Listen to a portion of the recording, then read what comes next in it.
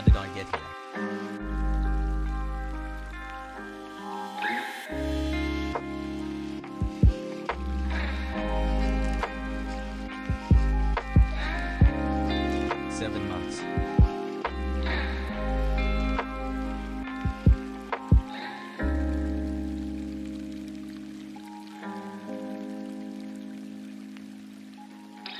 Early fog.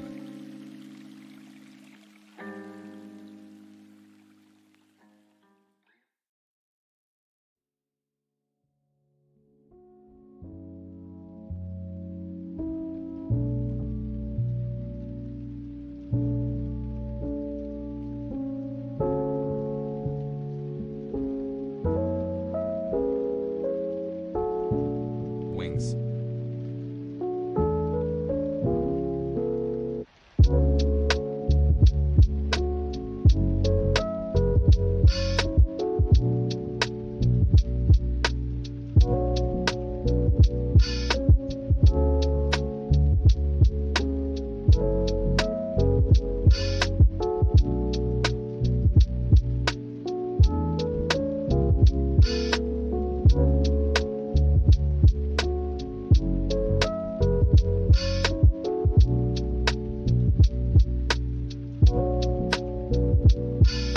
Let's go.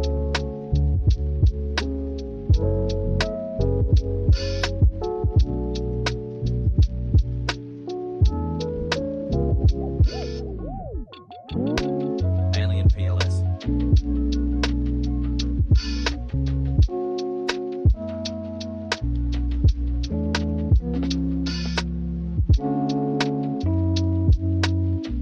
Months hassle.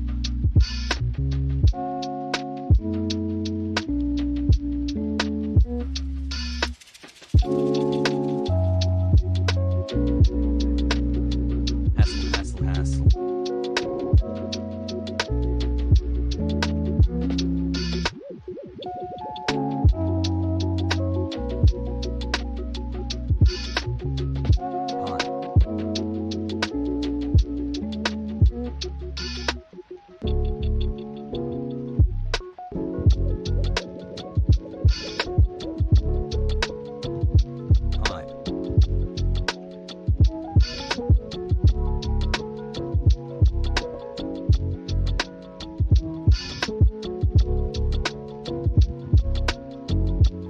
12 months.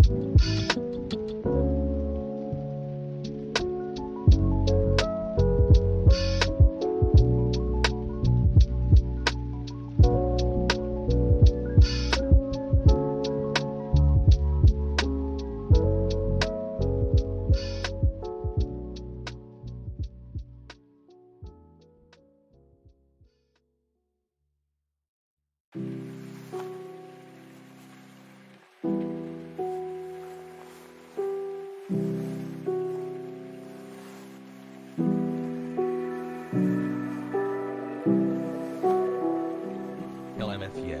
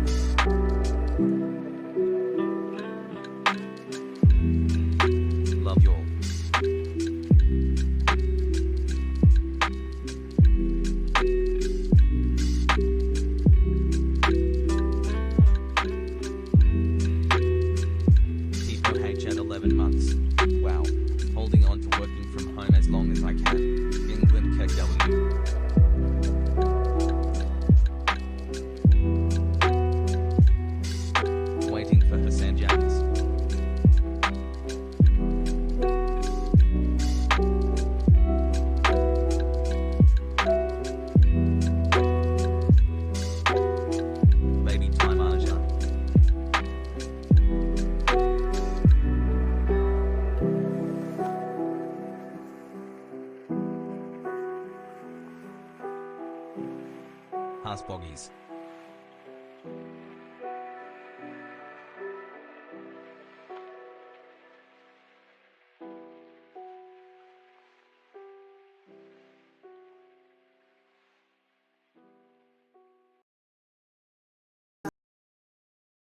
Gonna go watch some video, waiting for Hasan.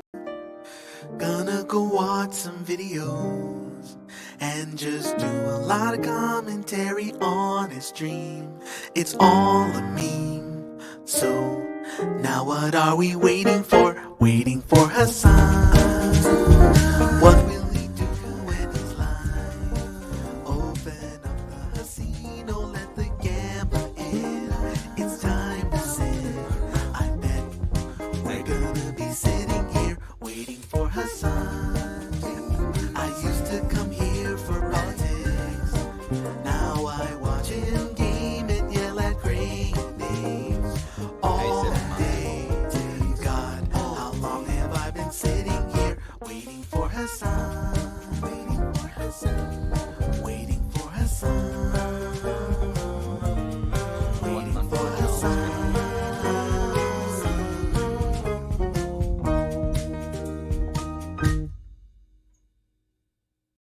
What's going on, everybody?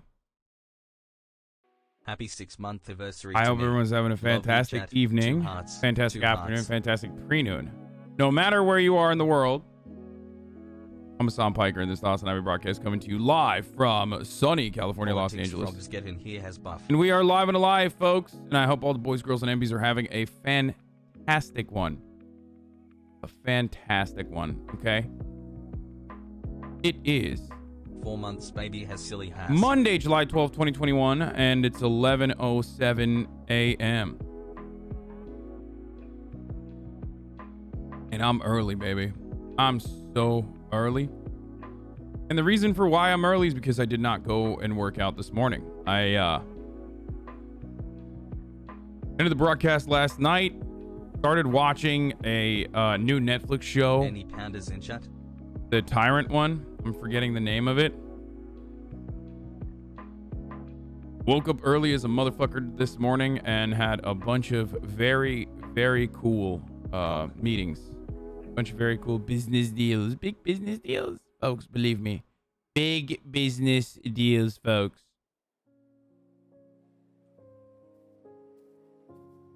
Fog. And I can't tell you about that yet.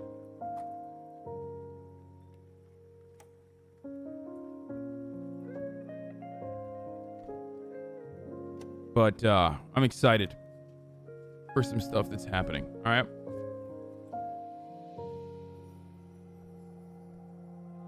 But yeah, is the show any good? The How to Be a Tyrant show? Let's It's make it a actually great pretty day. good so Decade is far. about to open. Has. Like, surprisingly good. It's got your basic, regular, like... So far, I've only watched 2 episodes of 3 episodes in.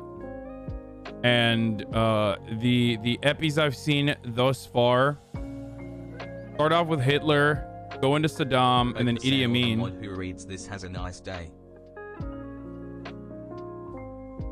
And it's pretty good, actually. Thanks to Ad Maverick Brew for my sub gift. Like there are sneaky parts about it. Like it's written in a very interesting way that I think some people, especially like Stole my anarchists and girlfriend's stuff, Amazon will Prime, absolutely so hate. back to being a happy has Liberals sub. will absolutely hate too. They'll say like it's really irresponsible to like even come across like you are promoting tyrants and authoritarian regimes Waiting and for like Hasan. these bloody, brutal dictators.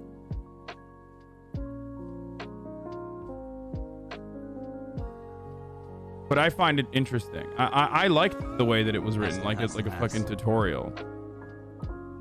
What I did not like, of course, is that like when they're talking about Saddam, for example, they slowly they will just like Waiting for subtly Hasan. say things where I'm just like, come on, dude. Really? Where there's a part in the Iraq episode. First of all, they never bring up Western influence in anything. Like, they never bring up the counter forces. They never bring up like America's involvement in like these people coming to power. And I think that's deliberate. Okay, that's totally on purpose. And they also, when they were talking about Saddam, they talk about how he nationalized natural resources and how that's like a classic move for kleptocrats. And I was just sitting there and I'm like, really? Nationalizing your natural resources is a bad thing? It's the theft of those profits to higher levels of government in order to solidify a broad base of support among your ranks. That's the part that's a problem, not just nationalization. That's not a problem, but they made it seem like nationalization is something that tyrants do. It's like, oh, that's so interesting. Like, I didn't realize the fucking tyranny of Norway. I'm going to need more fetch quests. I didn't realize there was a tyrannical administration in Norway. It's my birthday, baby. You know, where the extraction industries are nationalized. I mean, it's crazy, man. Crazy. 6 months in and I've already gotten laid by pretending to care about poor people, Pog. And then they briefly talk about Iran when they're talking about Iran and Iraq. Like when they're talking about Saddam. Chat and it's like, both look great again, no mention of like British Petroleum and their interest, America's interest in like overthrowing Mossadegh. None of that. Just, you know, brutal tyrant happened to rise to power in Iran, and Saddam saw that as a threat. No mention of like America's involvement on the Iraqi side either. It's just like, there was just a lot going on in it where I'm like, come on, dude. But like always sad. Are you saying, you know, better than a Netflix show? Yes, I'm literally saying that. Especially because the Netflix show is meant to be entertaining and reductive.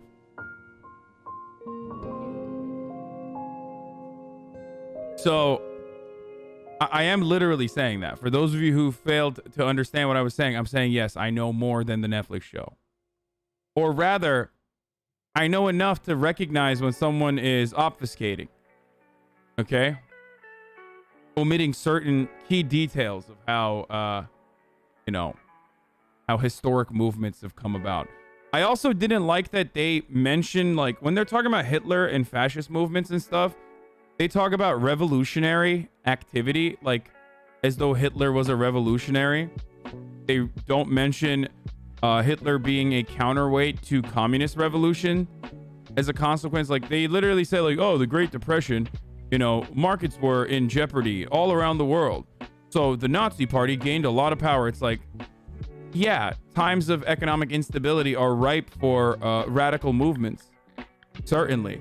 But a big part of the reason why that happened is also because, you know, the Nazi Party was seen as the perfect counterweight to the much bigger threat to industry leaders, which happened to be the Communist Party, because communist movements that were gaining momentum in the aftermath of economic instability and volatility were a legitimate threat to capital owners and you know, capitalists in general.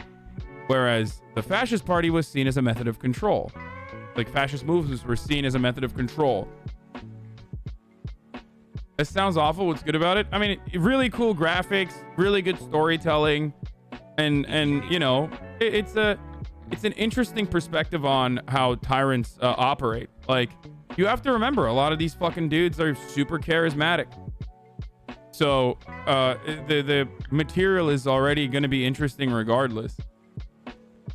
For the record, if you guys are unfamiliar, like, House of Saddam, for example, is incredible. Like, it's probably one of the greatest, like, HBO miniseries ever made. Hassle, glad you're enjoying the free Britney shirt I sent. Amazon didn't allow a node for some reason. SMH.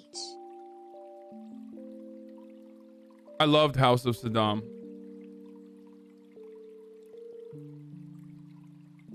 Almost made it a whole year. Thanks for a great 10 months.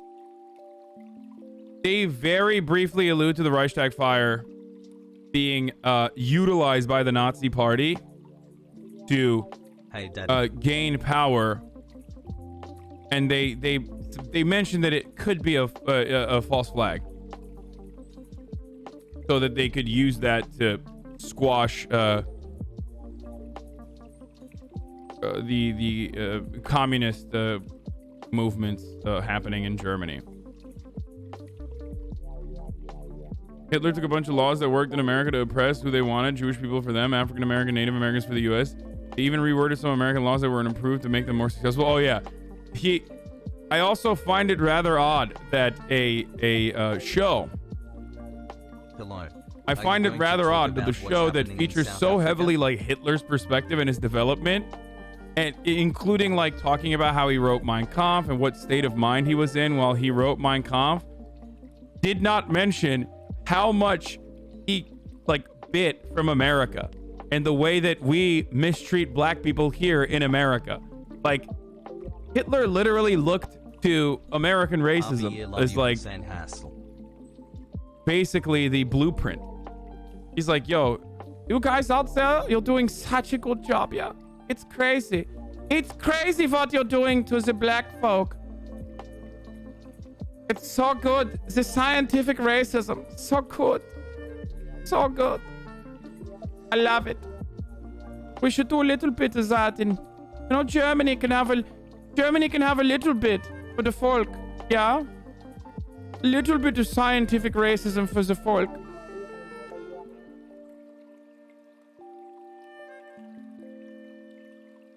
Hitler wrote Mein Kampf. Notch wrote Minecraft. Hyper nodders. What a dumb comment.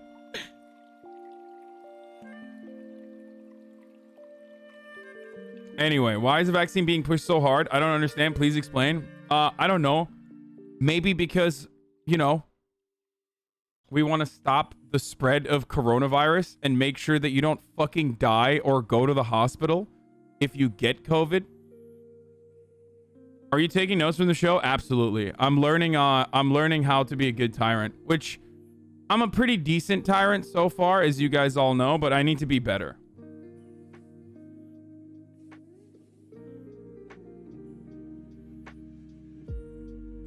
So, Ernst Thälmann was one of the main reasons the Weimar Republic collapsed. KPD and NASDAP even worked together to take down an SPD government in Prussia. KPD's main enemy was the SPD, not the NASDAP. I don't get why people think Thälmann was any good. He and KPD were Stalinists at the end of the Weimar Republic.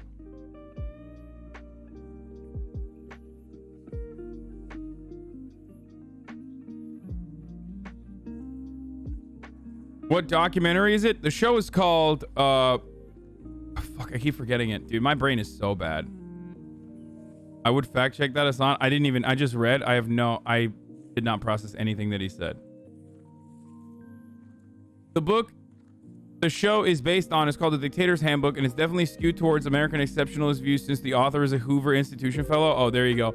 And don't they have that fucking like anti-SJW dipshit Andrew Sullivan on it too? I haven't gotten to that episode. I haven't gotten to Stalin yet, so I don't know how they're gonna cover Stalin.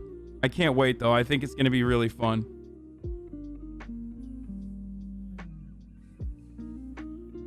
Like I'm genuinely excited about that one. It's funny though, they jab a little bit at like Fidel Castro and stuff like that. They will briefly allude to, you know, how similar Castro was as a tyrant as well, but they never fully, I don't know, they never fully fucking cover him, I don't think. Bread.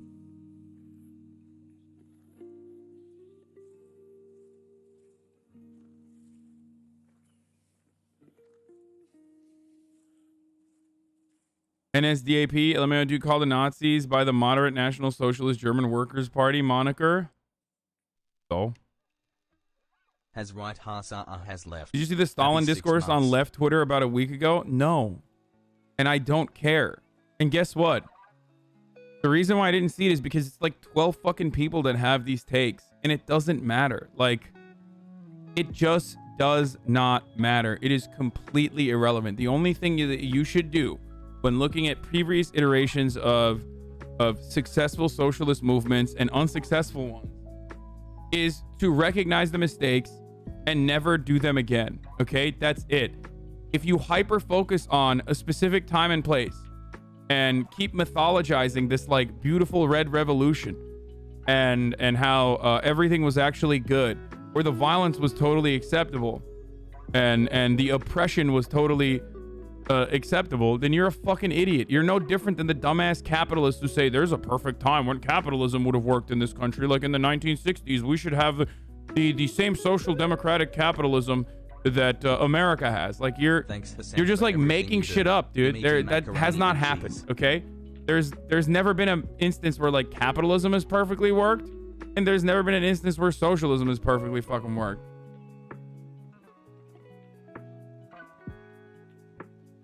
Anyway.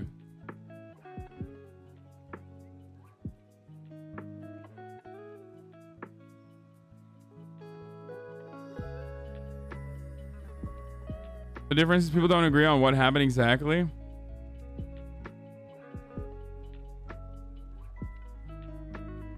If you're interested in the Cuba Libre story on Netflix, it's a pretty good overview of Cuban history. It's definitely slanted against Castro at times, but it's never too much. Like slanted, it's like anti-Castro. Can you please speak on what's happening in Cuba? Don't worry, guys. Don't worry. I'm coming in. I'm coming in with the what's happening in Cuba, okay? Don't worry. We'll talk about it in a little bit. I should fucking text Noah. This is a perfect opportunity for him to also hype up his podcast Blowback.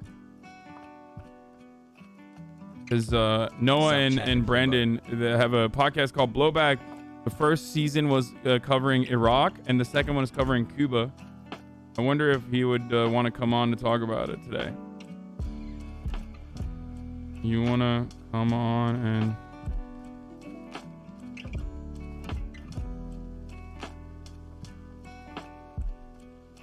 Anyway. Friend of the show, Noah Kulwin.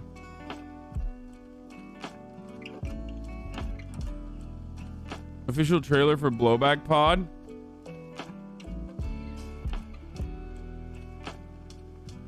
I subbed for 2 years straight and all I got was this donor wall. Did you see the 100 Thieves Gucci collab? Dude, I did. I want one. I don't know what it is, but I want it. I'm such a fucking sucker, dude. But that shit is, that's cool as fuck. I don't even know what the fuck they're gonna do. I DM'd Nate Shot immediately. I was like, whatever it is, I want one, please. What did I just dono wall? Don't worry, guys. I'm coming with the news. Proceeds to do 5 hours of LSF drama. Wait, what? It's just a headband? That's it? Damn, that sucks.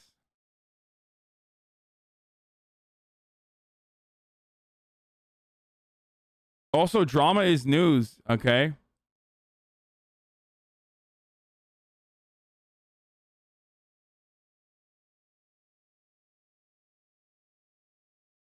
Okay, here's the trailer for Blowback. All right. Yeah, drama is ekmek.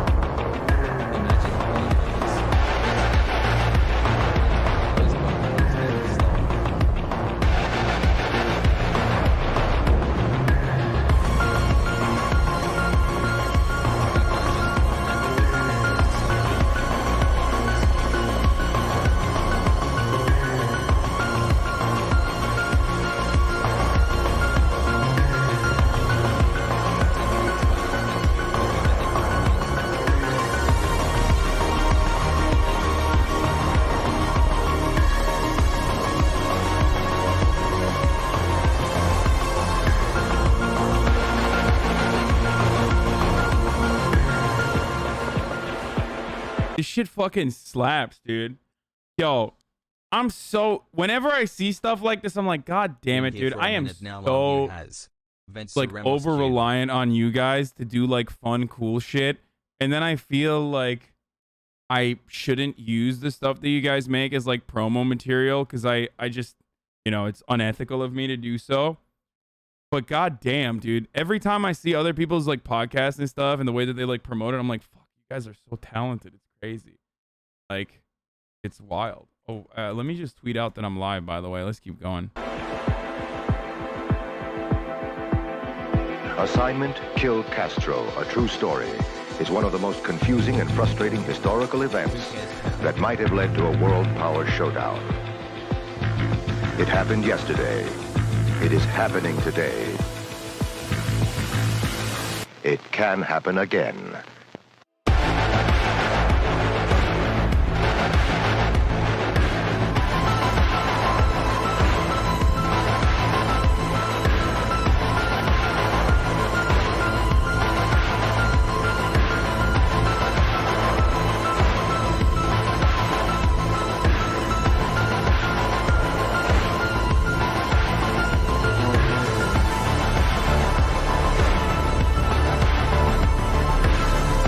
This idiot said Dr. Disrespect ripoff. Yeah, Dr. Disrespect invented synthwave, dude.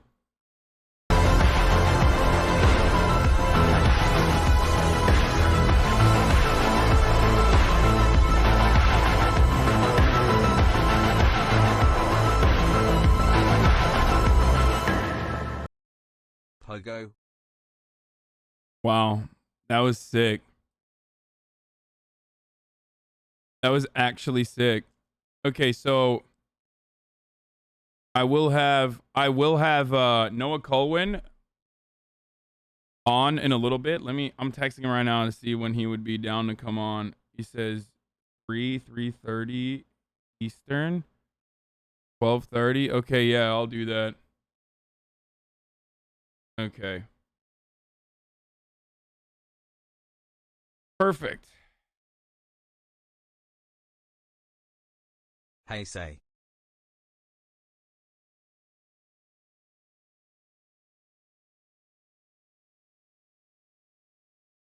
And before that, Hashtag free Britney. we're doing Hogwatch CPAC edition and so much more. Get in now. You don't want to miss this action. www.twitch.tv/HasanAbi. A whole year sub to my favorite. It's been a long ass time since I had Noah on, dude.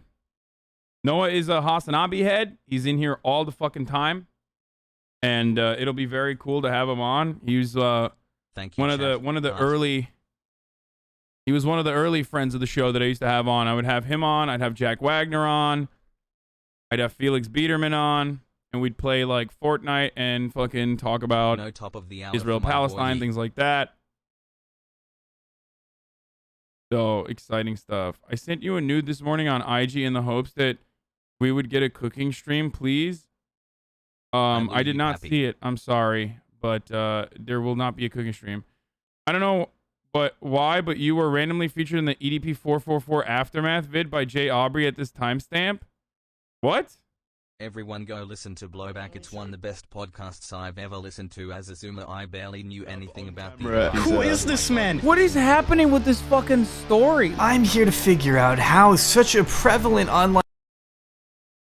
Okay, they just added me because... wait, who is Jay Aubrey?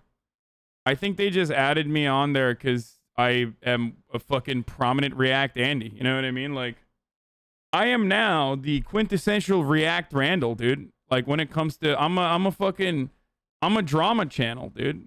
You know what I mean? Straight up. Hasan, I sent you a nude on Insta in hopes of getting banned. Please respond. Yeah, no, it didn't work. Sorry. It's a good video. He has one on Dan Bilzerian that's absolutely fuego. You full-blown drama at this point? Yeah, exactly. Yeah, even on Sunday we're covering fucking CPAC and shit like that. But hey, I'm full-blown drama, dude. I know. Poggers. Dude, I'm sorry, but like politics Andes is just so unreasonable, dude. Like literally, just the most unreasonable motherfuckers, dude.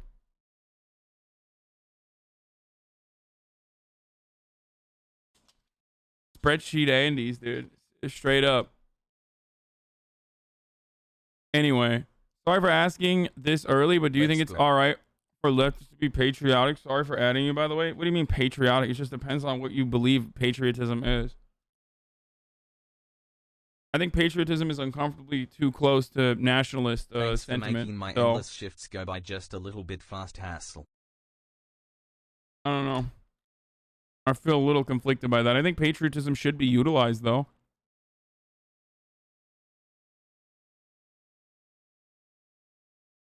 Like, I'm a tactical patriot, you know what I mean? I like to name and shame patriots for not being patriotic because they don't care about their fellow man enough, you know what I mean? That sort of thing. I sent you and you Donie this morning in the hopes we get a Donie stream.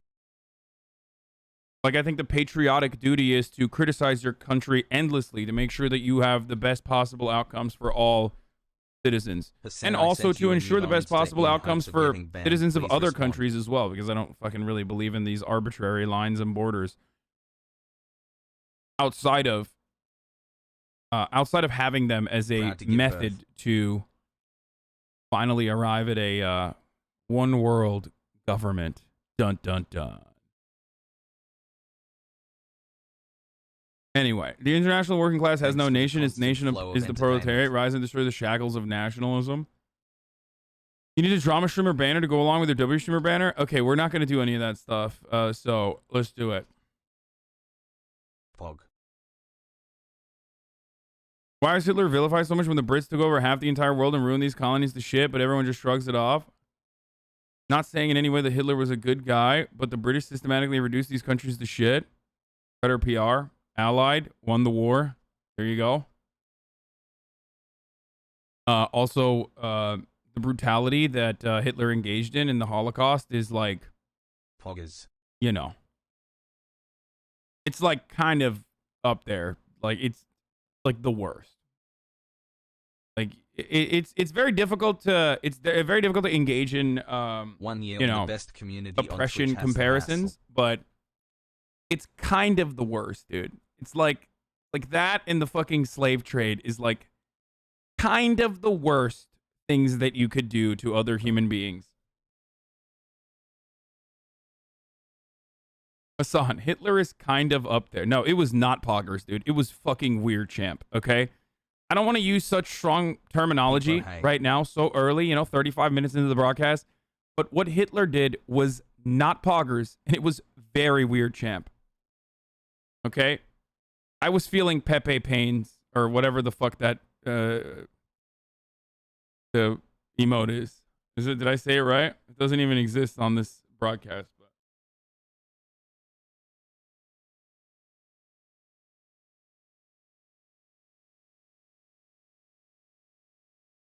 yeah, very unpoggers.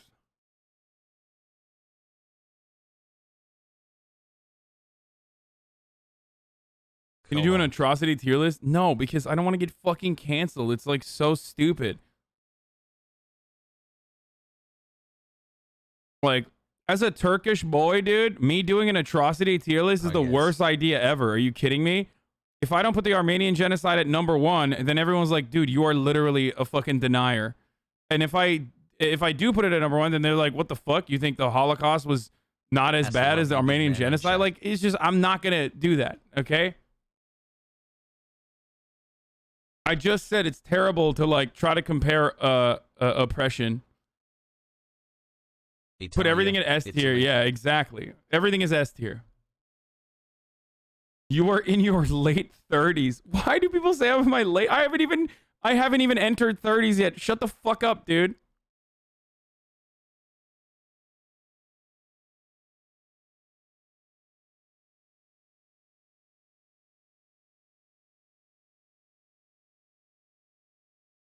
Conservatives are unironically advocating for the U.S. to intervene in Cuba because that worked out so well in Korea, Vietnam, Iran, Iraq, Afghanistan, etc., etc. Yeah, I'm not surprised. We're going to talk about that. I mean, I can get started with that for the day if you want, especially considering the fact that Biden has already come out and praised the Cuban protesters after Cuba's president accuses U.S. of funding demonstrators. What's going on in Cuba at the moment is that there are some protests happening there are some protests happening in Cuba. Okay. And the protesters, it's always notoriously difficult to find on the ground information that is not either like slanted absolutely on the side of the state and completely turns a blind eye to like the actions of the police force, for example, or slanted completely on the side of the U.S. State Department and just unnecessarily goes overboard and says like the people of Cuba are literally rising up all around the country and are fucking, trying to free themselves so they can go back to being a fucking plantation and casino island for America or whatever under a brutal authoritarian dictatorship. I don't know. It's always like, baby, suck my balls. There are problems with the government, but to say that economic problems with the government and not the blockade is wrong. Yeah. So. Seems good. No, there's a fuckload of people on the streets. I mean, leftists are saying there's like a color revolution, CIA-backed situation. And then, most people, liberals, right-wingers are all saying like things that range from we need to immediately invade Cuba to look how terrible this regime has been. Communism doesn't work. We should do something about it. We should free the people of Cuba. What do you think? Is CIA involved? Yes and no. Why do I think the CIA is involved? Because it's fucking Cuba. When is the CIA not involved in a toppling or even attacking in any meaningful capacity a regime that they consider to be an ideological problem? So that's definitely the reason why. Like, I feel like you can't do anything in South America without the CIA being somewhat involved. But also at the same time, I don't know if CIA is involved because here's why: they kind of suck. Lately, they haven't been doing a good job. They have done a fucking dog shit job of like toppling Venezuela, for example. Their pony on the battle against Maduro, who is literally like not even that popular because 12 months he isn't great. He was just riding the wave of Chavez and he's just still riding that wave and is pretty brutal overall and has unfortunately had to deal with a lot of the consequences of embargoes and the sanctions placed on Venezuela that destroyed their economy. Like, the CIA couldn't even topple him. Like, that's kind of fucking lame, dude. You really can't, like, what, you didn't have paramilitary groups that you could train so they would, like, murder and rape nuns and stuff and do that in Venezuela? It's kind of an L, dude. Kind of an L, dog. So, that's the reason why I'm also like, I mean, is the CIA involved? I don't really know. I feel like they're too busy tweeting about how they're LGBT CIA now, and Arjan? Pogo Minecraft when? Arjan? Pogo Minecraft get ready when? for all the Cuban Arjan? refugees. Pogo Minecraft when? Arjan? You're laughing. Castro took all of my family's slaves and you're laughing. I mean, it's not always like that. It's not always like that. Like, there are definitely poor people that have, like, escaped Cuba, too, that ran away. From what I understand, talking to Cubans 7 months here, younger generations in Cuba, ironically, this is different than, like, literally every other situation around the world in capitalist countries and even, like, in post-communist countries as well. Younger generations in Cuba, like the current administration versus the older generations in Cuba, feel as though, their material possessions were stolen from them and that their livelihood and their lives were better under an authoritarian fascist dictatorship. So that's actually the opposite in most places. In most places around the world, younger people want neoliberal capitalism in post-communist nations and stuff. Whereas, like, if you look at Russia, for example, a lot of older people in Russia feel that the stability created by the USSR and the power that they had, you know what I mean? Like a world superpower, that was something to be proud of, and they want to go back to that. So,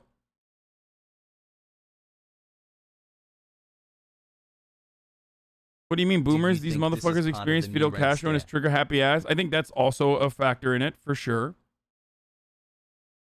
So I'll just say this much. There are people protesting in the streets. I'm not going to show you the, like, I am Fidel counter-protests for that are pro-revolution. I'll show you like what is going on first, or what is the reason why people are just like fucking losing their shit right now, talking about like how you know, Cuba is popping off. Prominent thin blue line flag at the anti-Cuba pro-intervention rally in Miami today. Yeah, of course. Like Arjan Pogo Minecraft when? Arjan Pogo Minecraft when? Arjan Pogo Minecraft when? The embargo has been hitting Cuba harder than usual because of COVID. These protests seem authentic, but the U.S. media is trying to spin the narrative that it's only a matter of time until the CIA gets involved, in my opinion. So, I was talking about Cubans in Cuba, by the way, BVRB. I'm not talking about Cubans in America. Cubans in America have no positive thing to say, for the most part, about Cuba because they are fucking in America. They literally, their families, for either, you know, for either the reason of like having their slaves taken away from them and liberated, or their plantations taken away from them and nationalized, escaped Cuba, or because they were dissidents, escaped Cuba and came to America. Of course, they fucking don't like Cuba. Hello, Dad.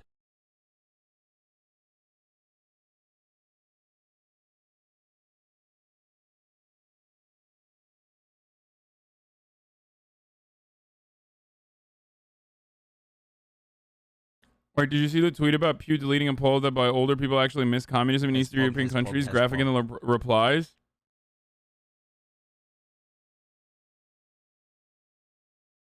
Pew Research Center deleted the poll showing that most Eastern European countries above a certain age thinks things were better under communism. Yeah, the reason why they think that is because they had more of a...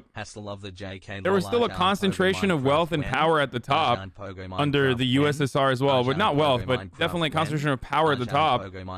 But at least the government was forced to provide certain amenities for all of its citizens as best as they possibly could. Whereas under an oligarchy that Russia currently has... Okay, I'm fucking... It's so annoying. Good job. You did it. You did it. You did it. You did it. You did it. Donos are off. God damn, dude. It's fucking so annoying. Like, you motherfuckers can't shut the fuck up, dude.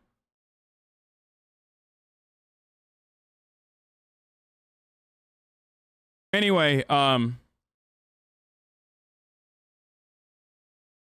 most significant reason why people say life was better under communism than it is now. Or, I mean, obviously, the most significant factor for this is because, like, they had more power. Like, they felt as though they were part of a collective unit that had more power, more prominence. And it doesn't really matter because the distribution of power shifted to the hands of the few, regardless. And now, you know, the basic amenities are still not being provided. You know what I mean?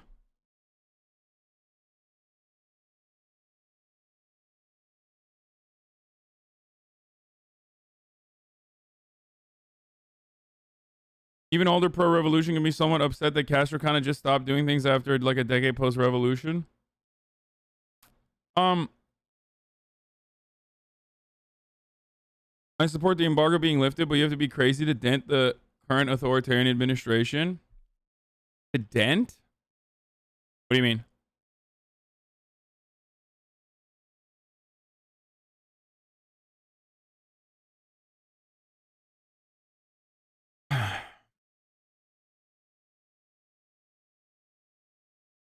Here's the initial protest against the government. Oh, here it is. Thank you. So, protests did happen in several cities, and the protests are legitimate. I'm sorry to the lefties who are going to say they're illegitimate. No, they are legitimate. Of course they're legitimate. Part of the reason why these protests are happening is because there's a lack of medical supplies. COVID has made everything a lot worse for them. And they're complaining about rising prices. Protests are also a healthy part of every fucking government. Okay? Like, don't say mass. I mean, there's a lot of fucking people. It's still a lot of people. Come on.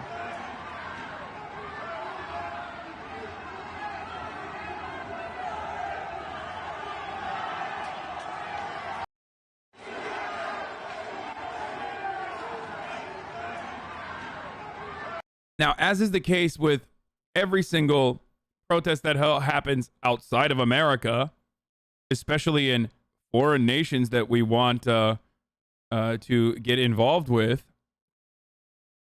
any protest means like, oh, the government has to be toppled immediately. You know, it's never like, hey, the government's fucking up and they should do a better job.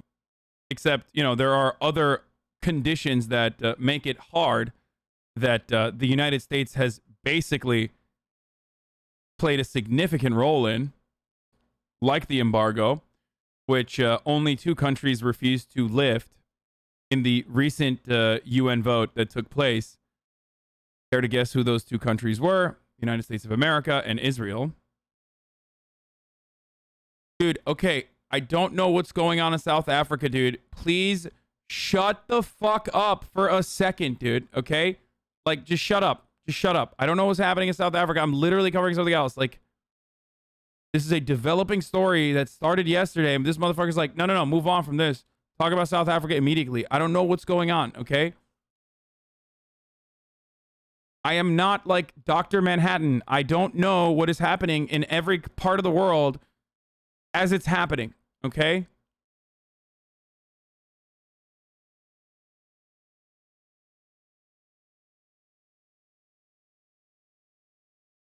Care about the whitey in South Africa? What happened?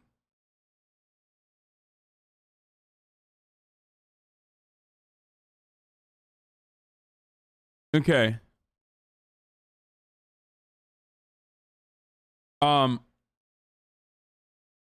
They're upset about the rising cost of food, and they're upset about not getting the necessary medical supplies. Okay? These are the things that they're upset about. Cuba has also taken action and also limited internet access. So long as the Cuban government doesn't ignore the protests, it is a reasonable demonstration of people's democratic freedom and freedom of speech. Hopefully the government responds properly instead of engaging in police brutality like America loves to do. No, of course they're engaging in police brutality. Are you kidding me? Obviously they are. It's fucking Cuba.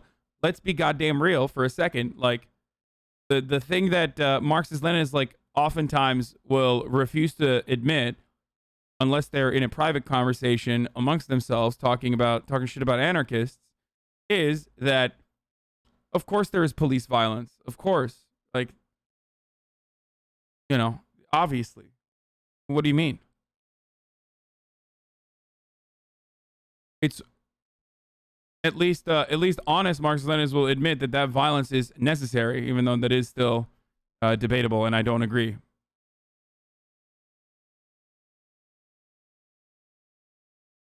Where have you seen Cuban police brutalizing protesters? There are plenty of videos. There are plenty of videos where, I mean, look at like any of these random fucking sock accounts that may or may not be in Cuba that are sending footage from on the ground. Of course. Do you think the sanctions placed on Cuba in any way are working because the people are turning on the government? I feel like the U.S. is starving at the people of Cuba, so they turn to their side. I mean, it's just they have been able to work regardless of the sanctions, possibly because of aid that they have gotten from other like-minded administrations, whether it be Venezuela or others. But like I said, it's just COVID. Not only police violence, but prison sentence for speaking against the government. Also, you get a mandatory 10 years if you get caught with red meat. What? That last part I'm unfamiliar with.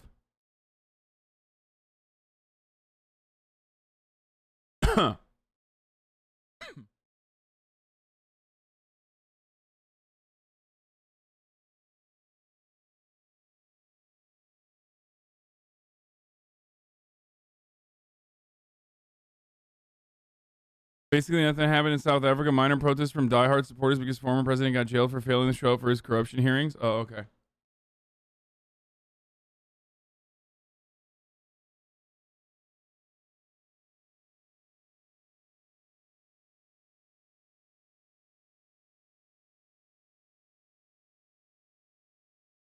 So let's look at some videos. I wanna show you some more footage from on the ground, but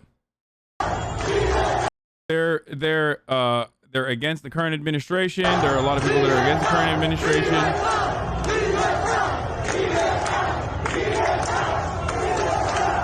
I can't believe they're saying TSM. Do they not realize that TSM now works with the crypto marketplace?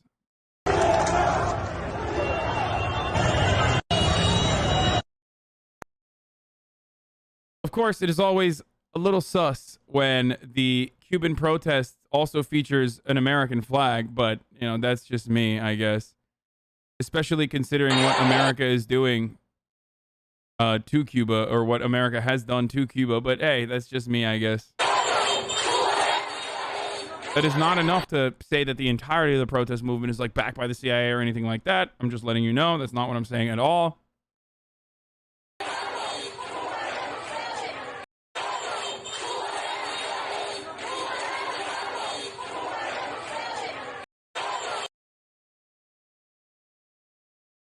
American flag includes symbol of freedom in the world, like it or not. Sam in Hong Kong, dude.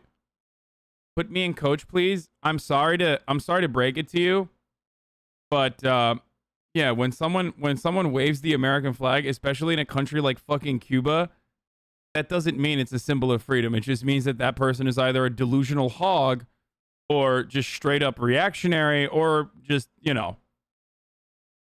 But no, tell me more about how you feel about the American flag representing freedom from fucking Iowa, where you live, okay? Please. Tell me more about how the international community that has been subject to so much violence and economic oppression, crippling sanctions, embargoes, how much they actually love America because the American flag represents freedom to them. Please go ahead, dude.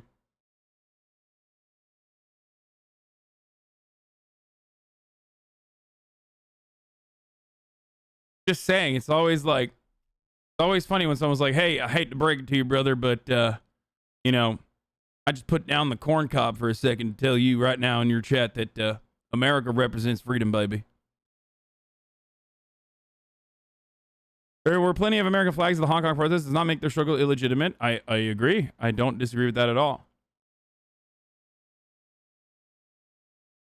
I think some people are just fed up starving while seeing the tourists living a high life and sometimes even disrespecting Cubans.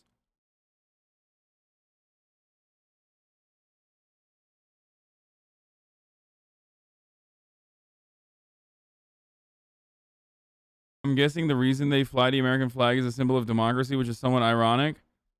No, I think they want imperialist takeover because they have deluded themselves into thinking that like a dictatorship, a neoliberal or a fascist dictatorship that like, or yeah, no, a neoliberal administration or a fascist dictatorship placed upon them by the American government would be far better in comparison to having autonomy.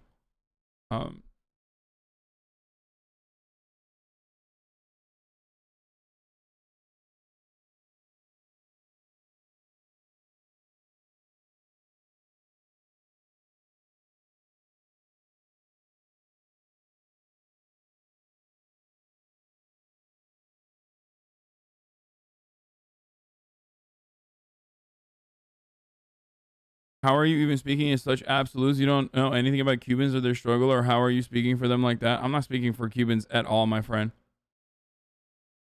I've seen the American flag. And by the way, even if they think the American flag represents freedom, that doesn't necessarily mean it's the truth. I'm just letting you know. Anyway.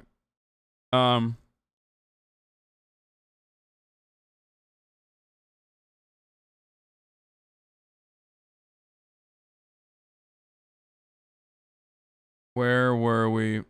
HBO Max made a show called Fuckboy Island. Okay, we're not going to talk about that right now, man. Damn,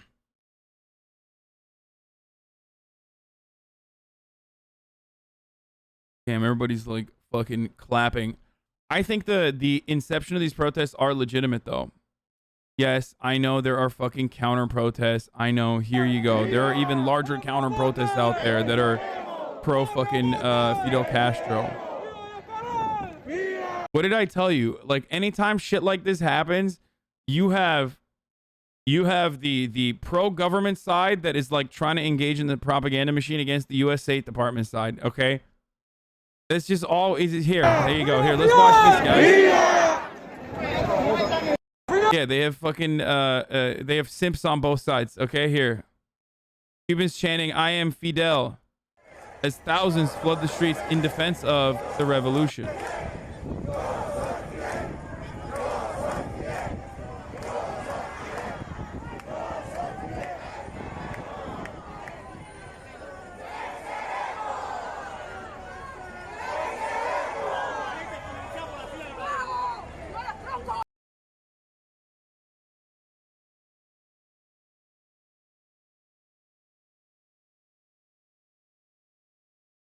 Anyway,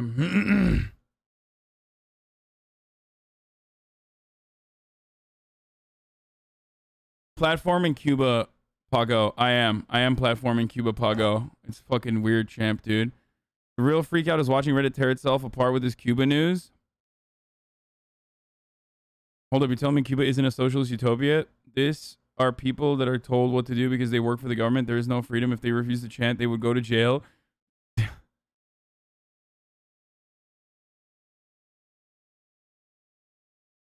I lived in Cuba until the age of 10. I came in 2007, and Cuba back then was not good. I still have family there that tell me everything that is going on. They're fighting for their freedom and just want to be treated like human beings.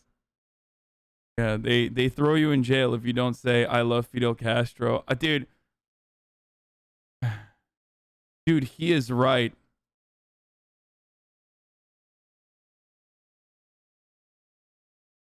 $50K upvote thread on public freakout. This is a lot worse. We already saw this one. This is the same video that we saw. There's a live stream of what's happening right now by a guy on YouTube. He's a bit obnoxious, but he's showing videos and social media posts made by Cubans. It's in Spanish, but at least you can see what's going on.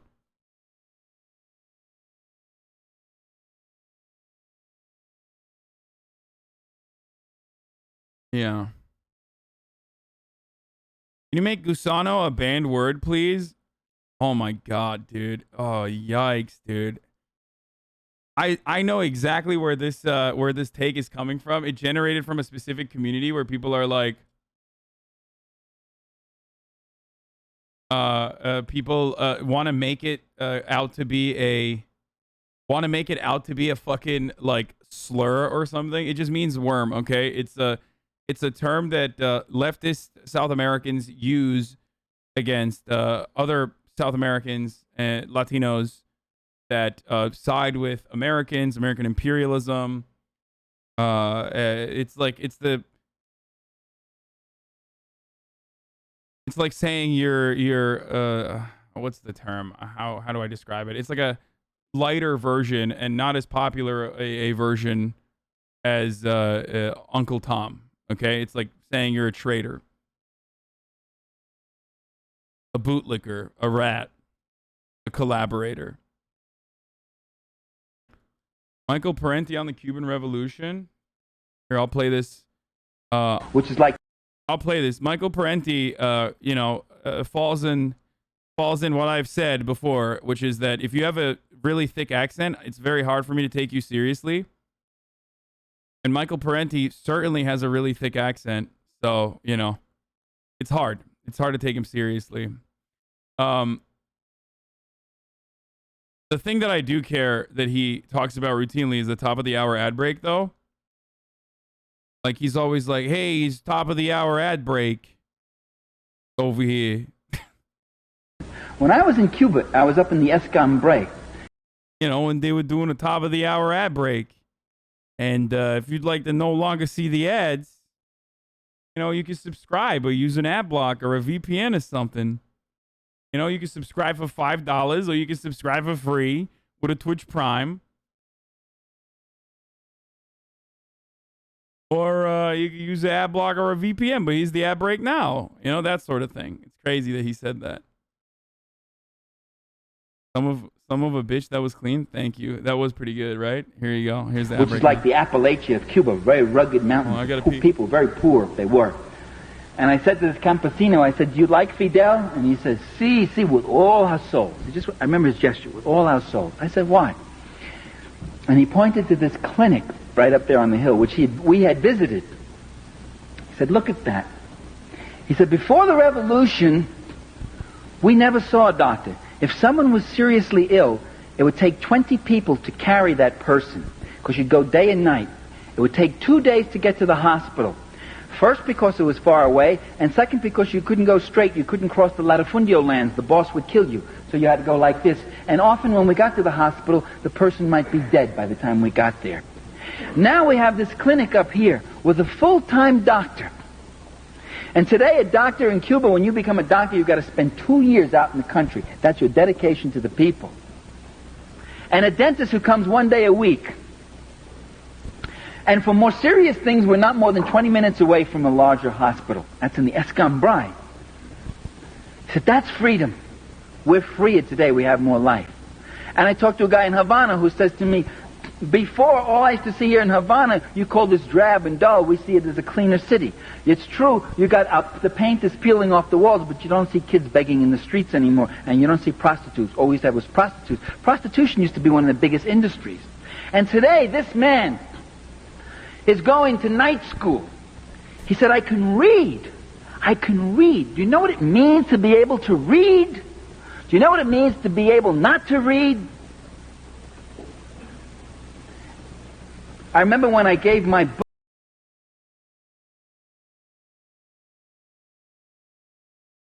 Okay. Play the full clip. Yeah, there's still a lot of prostitution in Cuba. He's covered the Drake and Josh drama later. Drake's a nonce or something. I don't know. Dude, you are fucking delusional, dude. We are, like, just fucking cool it, dude. Half the chat is like, dude, you've become a drama streamer. Or the other half of the chat is like, please cover this fucking drama. Like,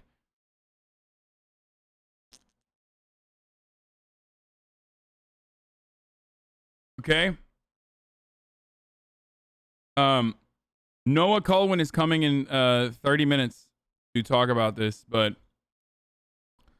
to talk about Cuba and what's going on in Cuba and offer you some historical background to the Cuban Revolution, and then also the aftermath, the American involvement that is, of course, ongoing, an American influence on Cuba. Okay. So that's coming. It's coming soon. Anyway.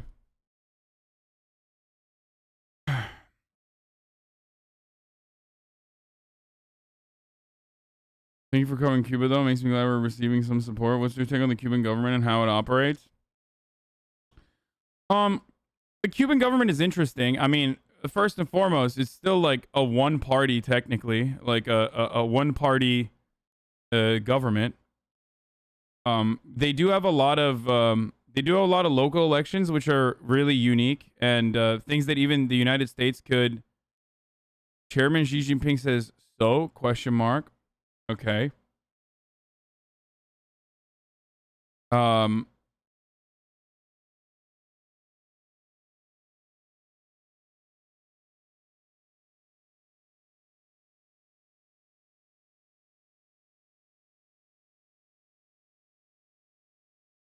Multi-party doesn't equal democracy, by the way. I mean, look, there is some truth to that statement. Certainly, in America, we have a two-party system, but both parties don't necessarily meet the demands of the American public. That's why there are a million different things that everyday Americans would absolutely prefer to have, and yet those demands are not met. No matter how reasonable they are, and no matter how great they are.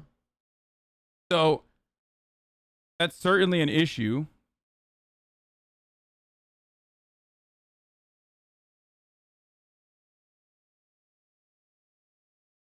But that doesn't...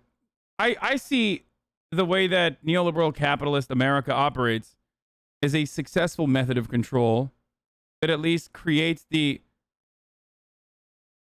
idea in people's minds, they instill the idea in people's minds that, like, there is some back and forth, there is some political back and forth, and that not all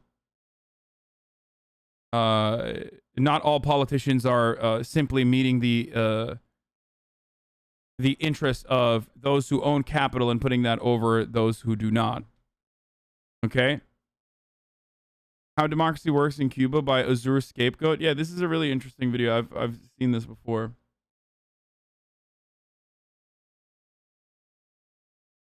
Ultimately, without political dissidents, there is no democracy. Like, there is no free speech without political dissidents.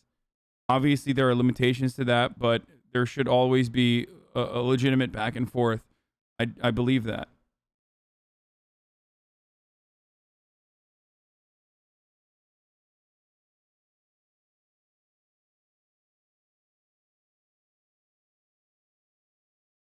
Anyway.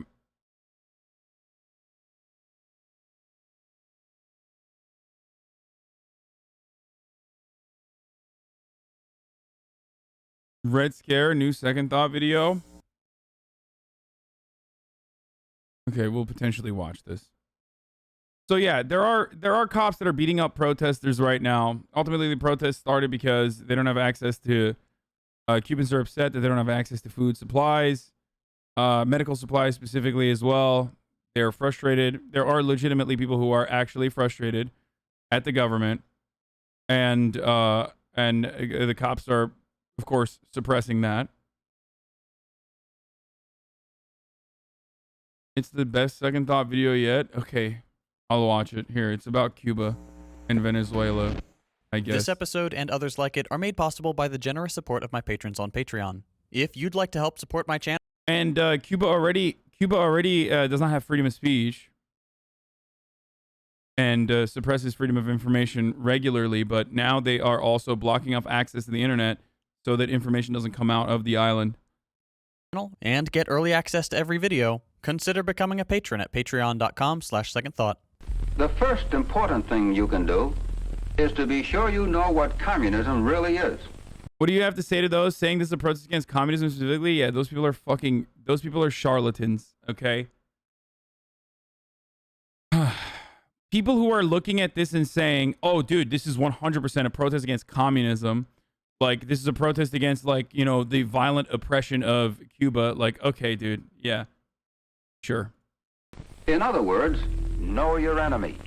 Whoever you are, wherever you are. Discuss the red menace with your neighbors, your friends, your business associates, your fellow students. Are you a factory worker? A member of a union, a trade association, a service club, or a church?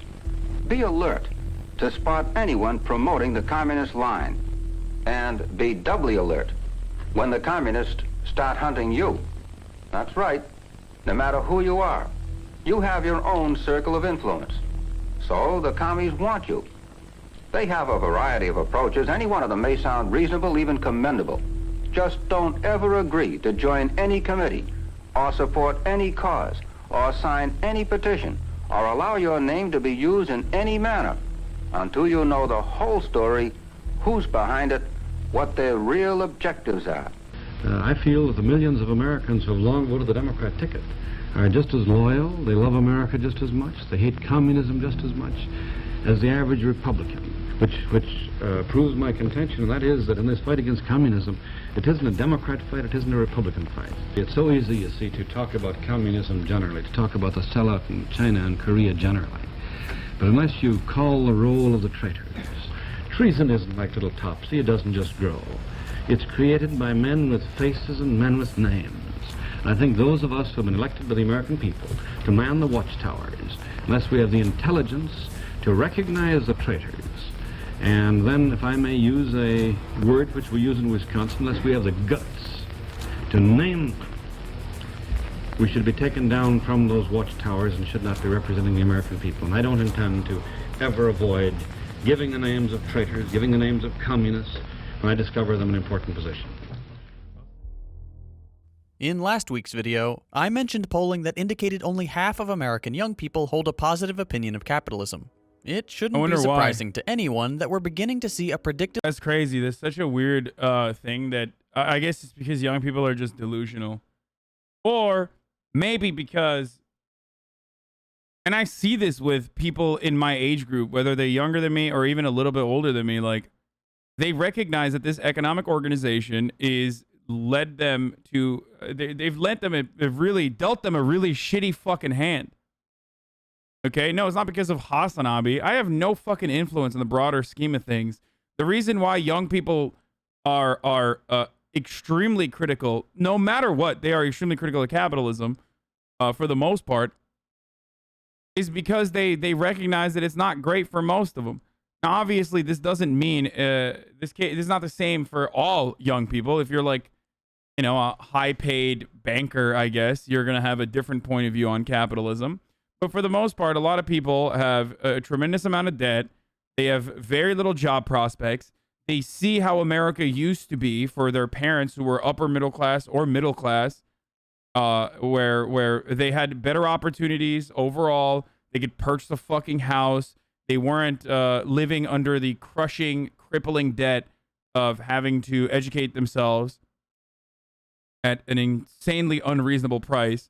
So, and then they also live with the fear that if they get healthcare coverage, which is afforded to everyone unconditionally in most other parts of the world, they will add on an additional mountain worth of debt. Paranoid response from the reactionary crowd. If you thought McCarthyism was a thing of the past, well, no such luck. In this episode, we're going to talk about a budding effort to enforce so-called patriotic education standards in American schools, and what that means for the nation and the world going forward. Okay, let's set the stage. This past month, Florida Governor Ron DeSantis held a bill signing event where he and some others explained what exactly their program entails. I'm going to play a few clips to give you a sense of what we're dealing with, and then we'll talk about some specifics. The bill also expands our previous efforts in civics to add a requirement for the high school government class that students receive instruction on the evils of communism and totalitarian ideologies. We have a number of people in Florida, particularly southern Florida, who've escaped totalitarian regimes, who've escaped communist dictatorships to be able to come to America. We want all students to understand the difference. Why would somebody flee across shark-infested waters, say leaving from Cuba to come to southern Florida? Why would somebody leave a place like Vietnam? Why would people leave these countries? Yeah, it's the communism that made people leave Vietnam. Incredible take, dude. That's a good take, dude. Yeah, no, certainly. It certainly wasn't, I don't know, an invading military power immediately after an imperialist regime was ousted. An invading a dominant imperial power, such as the United States military, invading Vietnam because they were fearful that, you know, there could be some Chinese communist ideologies that were developing that could have been a threat. And, of course, all the Southern Vietnamese, like political refugees, were shipped out to the United States in a similar capacity to Cuba. And risk their life to be able to come here. It's important that students understand that. Okay, lots to unpack here. House Bill 5, which is one of 3 related bills, includes a requirement that high school students be taught about, quote, the evils of communism and totalitarian ideologies. DeSantis then mentions Cuba and Vietnam. Let's start with Cuba. Cuba is an island nation which has suffered under brutal U.S. sanctions. You are incorrect here. My father-in-law 100% left because communism in Vietnam. Yeah, I know, dude. Vietnamese Americans sometimes are very fucking reactionary. I know. You are incorrect here. You do not have first-hand experience with the South Vietnamese. No, totally, dude. The South Vietnamese ran away because they were afraid of communism. Got it.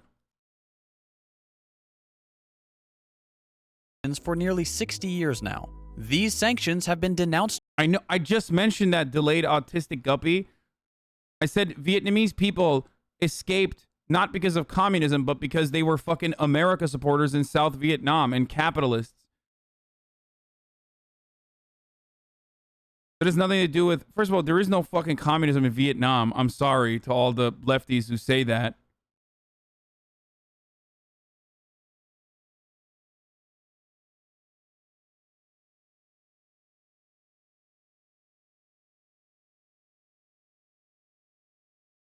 The people that left Vietnam, in a lot of instances, are quite similar to the people that left Cuba.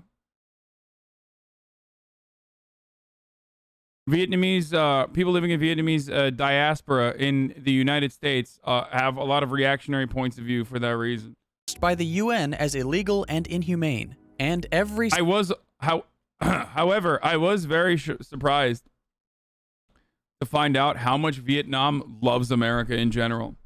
Like, contemporary Vietnam and the Vietnamese fucking love the United States of America. They are the #1 supporters of America, more than Israel even.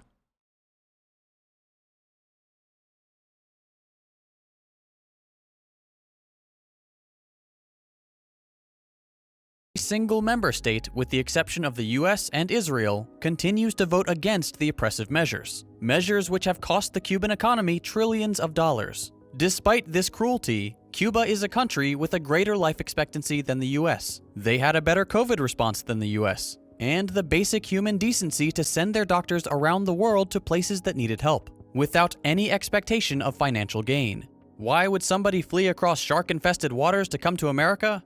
I don't know, Ron. Maybe it's because decades of illegal US embargoes are slowly strangling an innocent nation. A nation which deserves, like any other, the freedom to determine their own future. The United States will not allow that.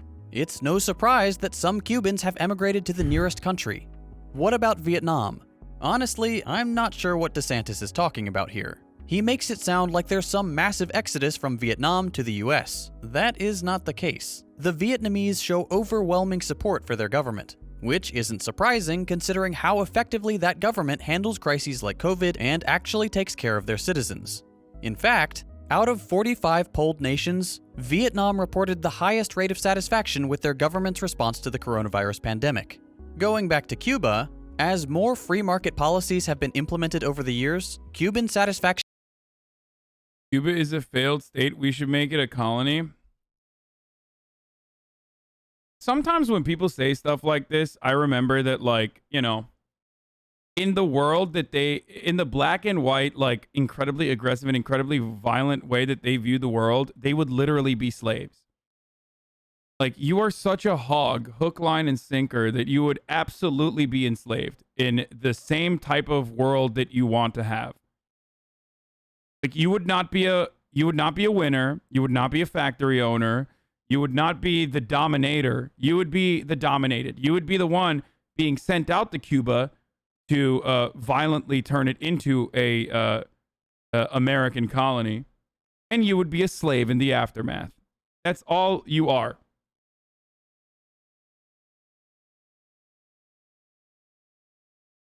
With their government has declined, dropping from 81% under Fidel Castro to 54% today. The US Congress, by contrast, enjoys an abysmal 26% approval rating. That is among the worst in the world. I don't understand it. Like, if Cuba is so fucking brutal and so awful because of communism, then why don't we just, like, lift the embargoes? You know what I mean? Like, I legitimately do not understand why we have to keep, like, these crippling sanctions on Cuba. Like, what's the problem? Just, like, let them exist then, and they'll fall apart regardless. You know what I mean?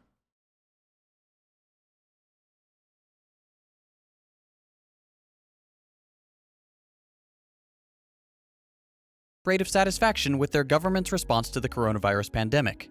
Going back to Cuba, as more free market policies have been implemented over the years, Cuban satisfaction with their government has declined, dropping from 81% under Fidel Castro to 54% today.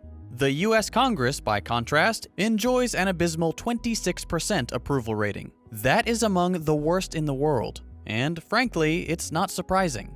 Both Democrats and Republicans have shown time and again that they don't care about the American people. They only care about their corporate donations. That's why we had the worst COVID response in the world. It's why we're the only industrialized nation not to have some form of universal healthcare. It's why our life expectancy is on the decline, why rates of depression and suicide are on the rise, and why a full half of young Americans have lost faith in capitalism entirely. And if we're talking about Americans and Vietnam, Vietnam is constantly among the top foreign retirement destinations for Americans. So there is population exchange between Vietnam and the US. It's just not in the direction DeSantis would have you believe.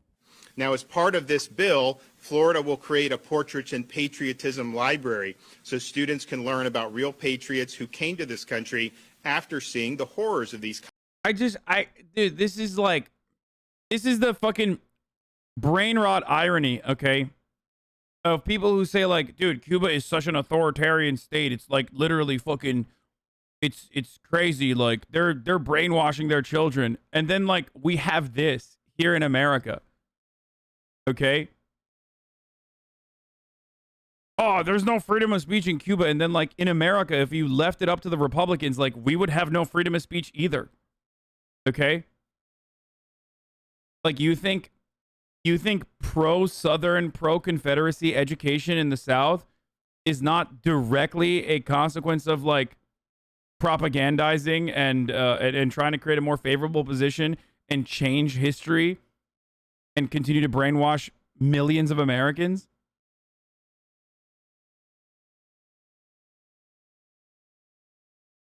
Communist regimes. We actually have folks here today.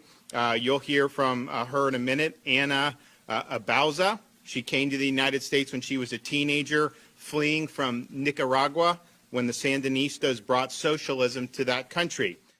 Another part of the bill is the creation of what Florida is calling the Portraits in Patriotism library, where students can learn about people who are willing to be useful pawns to the political right and condemn left-wing politics, including one person who fled from Nicaragua when, quote, the Sandinistas brought socialism to that country. If Ron DeSantis weren't perhaps the dumbest politician currently living, I would assume this was satire. The years he's referring to are widely known as the period during which the United States funded right-wing death squads in Nicaragua and El Salvador. And it wasn't just indirect funding. The CIA also played an active and criminal role in what were called the Dirty Wars. Yeah, and all of that is like literally, okay, I hope they don't show anything like... For example, they planted mines around 3 Nicaraguan harbors, which constituted an act of state terrorism. While the mining of Nicaraguan harbors has caused a huge political furor in the United States, anti-Sandinista guerrilla sources here in Costa Rica feel vindicated because of the tactical effectiveness of the mining. Specifically, the denial of these high-speed patrol boats and landing craft to the communist government in Nicaragua. Thankfully, the US was convicted of violating international law at the World Court. So, when DeSantis talks about people fleeing Nicaragua when socialism came to the country, what he's leaving out is that socialism was on track to improve people's lives and counter the lie of capitalist superiority. So the United States decided to intervene and plunge the country into chaos through unspeakable violence and violations of international law. None of this is secret knowledge. I mean, like, yeah, that's the worst part, is that this shit's not even kept hidden at this point. Like, everyone has the access to know this. But then you see the death squads and descendants of people who actually worked in and engaged in this brutality live in America and become actual prominent political figures here, and no one knows about it, so it doesn't matter. You can go online right now and read about Reagan's meddling in the Global South. As always, I've left some links in the description. Finally, I'm signing House Bill 233. The bill requires colleges and universities to conduct annual assessments on the intellectual freedom and viewpoint diversity at these institutions. It used to be thought that a university campus was actual misleading and propaganda. The world looks so good from your high chair, my man. Wait. What are you trying to say here? Like, am I wrong? What part of this video is wrong from my high horse?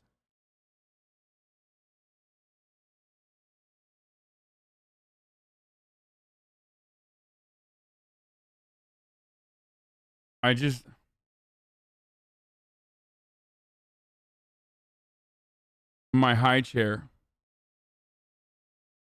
was a place where you'd be exposed to a lot of different ideas. Unfortunately, now the norm is really, these are more intellectually repressive environments. You have orthodoxies that are promoted, and other viewpoints are shunned or even suppressed. We don't want that in Florida.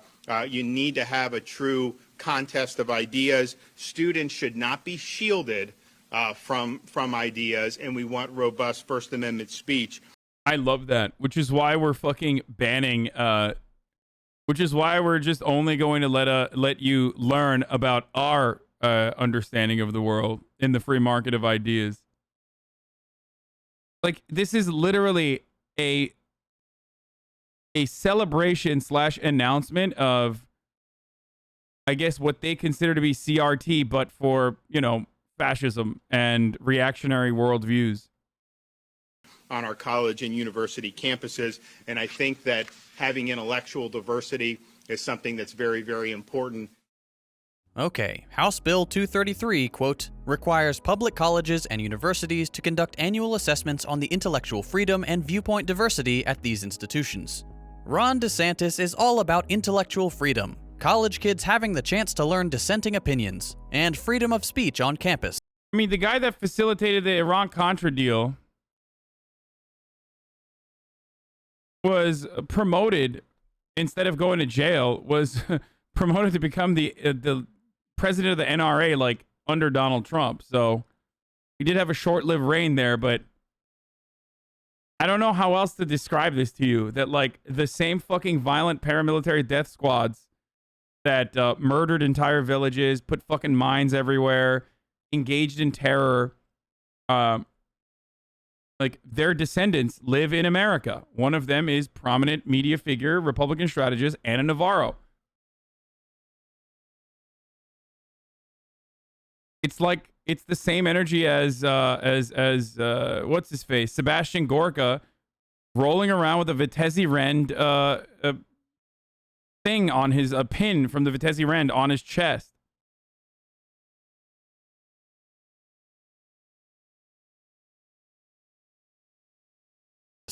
Except, you know, when he's actively trying to ban things like critical race theory, which isn't even taught in Florida. Ana Navarro is a Democrat?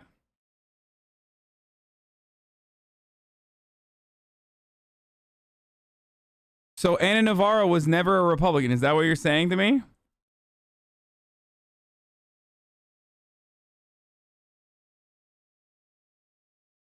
Why are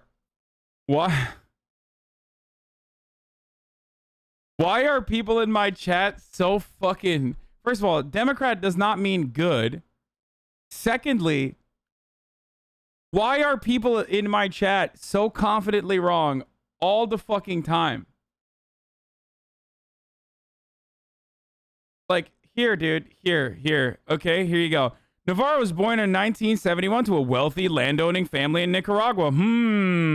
She's the daughter of Violeta Flores Lopez and Jose Augusto Navarro Flores. She and her family moved to the United States in 1980 because of the political turmoil. Though her father stayed behind to continue to fight with the Contras against the Sandinista government. She later said that then U.S. President Ronald Reagan's support of the Contras made her a lifelong Republican.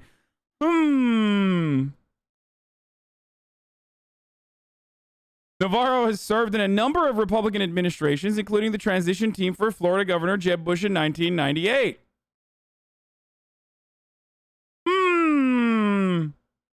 Political party affiliation, Republican. Bro, come on, bro. Or an accurate history of the slave trade. Topics which don't comply with his vision of a staunchly right-wing education. Let's get one thing straight. Reactionaries like DeSantis and their wealthy suburban supporters. Like, why don't people just Google shit before they come in to be like, Ana Navarro, you mean the Democrat? Okay. There are plenty of dipshit Democrats with horrible dog shit American imperialist points of view. I talk about it all the time.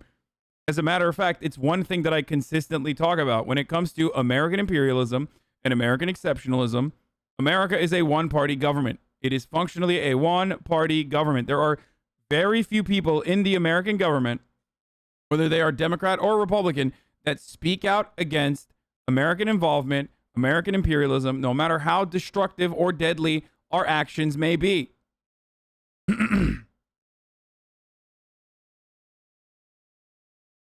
Okay?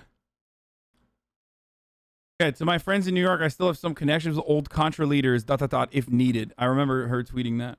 Seem to believe that all colleges and universities are anti-capitalist indoctrination centers. To put it as gently as I possibly can, that is among the dumbest things I have ever heard. To my knowledge, there is not a single school in this country that doesn't allow college Republican groups, or college Democrat groups. Both the Republicans and the Democrats are capitalist parties. Even the most supposedly left-wing candidates like Elizabeth Warren go out of their way to remind people that they're capitalists. You know what's often not allowed on college campuses? Socialist groups. The ideology DeSantis claims is brainwashing all our students. They're often seen as extremists, and faculty don't want to risk their jobs by associating with actual left-wing ideas. For those of you who have attended college, leave in the comments if you ever met an even remotely socialist professor. I will be very surprised. In my experience, and the experience of everyone I've spoken to, capitalist economics and ideas are the norm on college campuses. Are you a student or a teacher? Well, some schools do allow DSA chapters, for the record, but the most banned student associations are still BDS, for example, like pro-Palestine student associations. Absolutely fucking eviscerated in every fucking school. Write to your congressman for a copy of J. Did you meet one? No, I had zero Marxist professors, like zero. Zero, zero, zero. Hoover's report, Communist Target Youth. See how, on direct orders from Moscow, the party is in a drive to get communist speakers into our colleges and universities, taking advantage of American academic freedom and the students' naturally inquiring minds. Their aim is to preach revolutionary tactics and change peaceful campuses into scenes like this. The communist-incited student riots in San Francisco. The assertion that communists are brainwashing the country's college students isn't new. It's a page ripped directly from McCarthyism, and we need to understand it as such. It is part of the new Red Scare. And we thought, what if we could do that same thing for people who fled to America, who had all the places in the world to choose to come, but they chose to come here to the United States because where they were from, freedom was a luxury and liberty was just a dream. What if we could interview those people and have young folks like those? Yeah, there's definitely not a lot of defector interviews in the media, dude. There's definitely, if there's one thing that we are lacking when it comes to representation in American media, it's motherfuckers from Latin American countries that say, my country is dog shit and you should defeat it immediately and you should wipe it out and install a capitalist leader. That's the one thing we never see. Oh, wait, Ana Navarro's a Democrat, so I guess I was wrong. Right? Right, guys? Because, you know, Ana Navarro, for example, is a perfect example of this. And they are, of course, a fucking a Democrat, according to that one guy in the chat. Come on, bro. Just a little bit of a coup, bro. Please, bro. Please, bro. Just a tiny bit of coup, bro. Anyway. They're here today. Ask them questions and hear back about what it really means to live in a communist regime like that in Cuba or to other Believing Ana Navarro is Republican is the ultimate straw man and naive by you? Ana Navarro is a Democrat? Lol. I'm genuinely confused as to why you think Ana Navarro is a Democrat, my friend. Like, this is literally a Republican operative. Still, like I don't know what you need. This is the same energy as like the American Nazi Party leader is technically not a Nazi because he never said he was a Nazi. Like, he was literally the fucking American Nazi Party leader. So I think I'm just gonna ban you because you have owned me, sir, in the marketplace of ideas with this incredible take, which is I will just deny all facts and all evidence and go la la la la la la la in an effort to destroy you in the marketplace of ideas. totalitarian regimes like in Nicaragua or Venezuela. And that's what today is all about. And myself and Representative Zika, the members that are here today, gathered with the victims of communism months ago on the steps of the Capitol to make sure that we would achieve just that. Want to know a fun fact about the Victims of Communism Memorial Foundation? They count people who died from COVID and literal... And also Nazis. Like literal Nazis. Actual Nazis, dude. Literal Nazi soldiers from World War II as victims of communism. I love that, dude. It's one of the funniest fucking things ever. I swear to God. Like, oh yeah, look at these horrible victims of communism. Man, communism's so bad. Look at all these fucking Nazis that died under communism.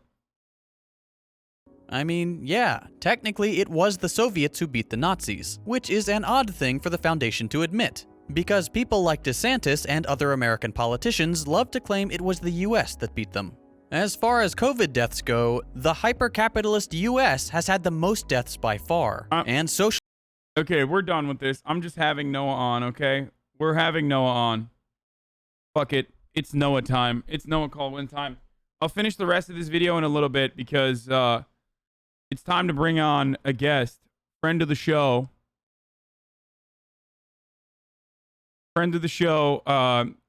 Saddam mustache wearing Noah Kulwin on. Okay, it's been a long time. It has been a minute. Yeah, what's going on, brother? How you doing? I'm good. I am like happy that Blowback season 2 is now starting to come out publicly, and a little unnerved by the headlines, but in general things are good. Okay, well, I brought you here today for an obvious reason, an obvious purpose, and that is for you to tell us how much the people of Cuba hate the current administration, hate communism, and want America to come in and fucking save themselves. Right. Save so Cuba.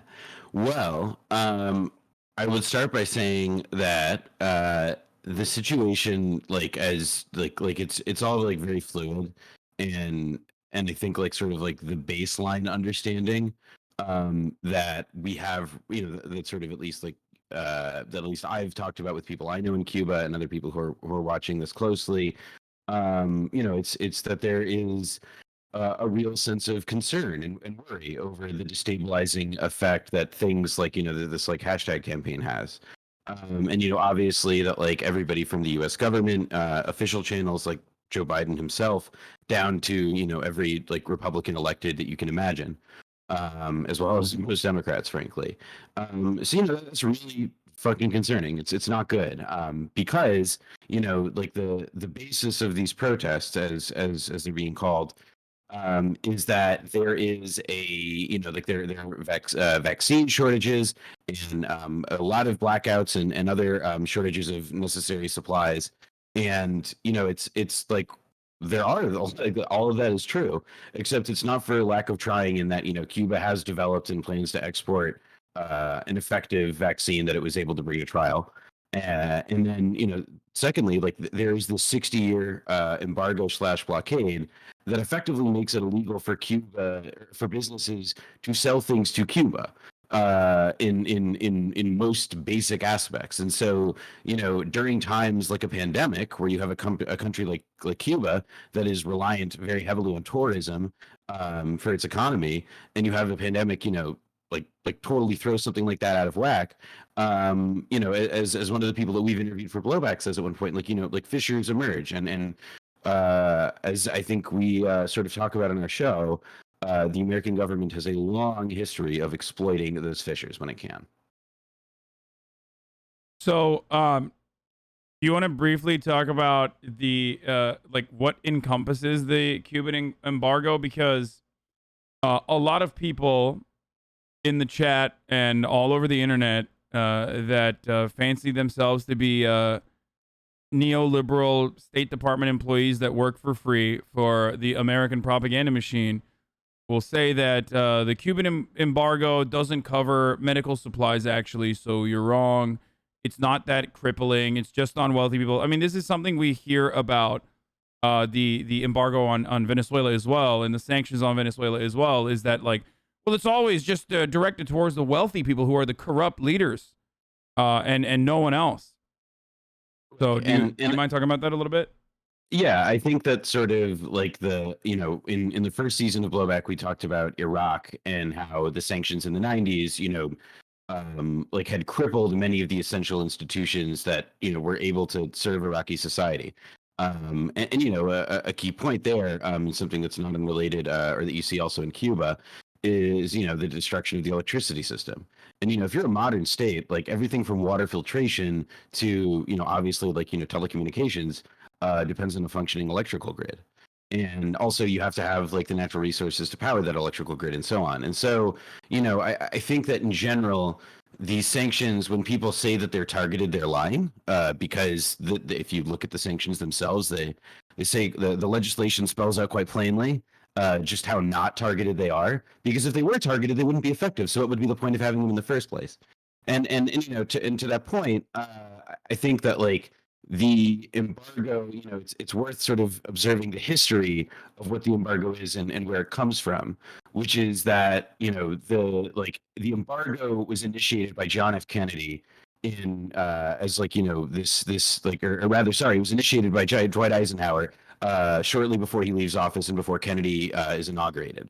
And so for 60 years, there's just been this like this thing in place that was initially introduced, as we sort of talk about in our show, as part of an escalation toward what was realistically going to be an invasion, an American sanctioned invasion and counter-revolution in Cuba.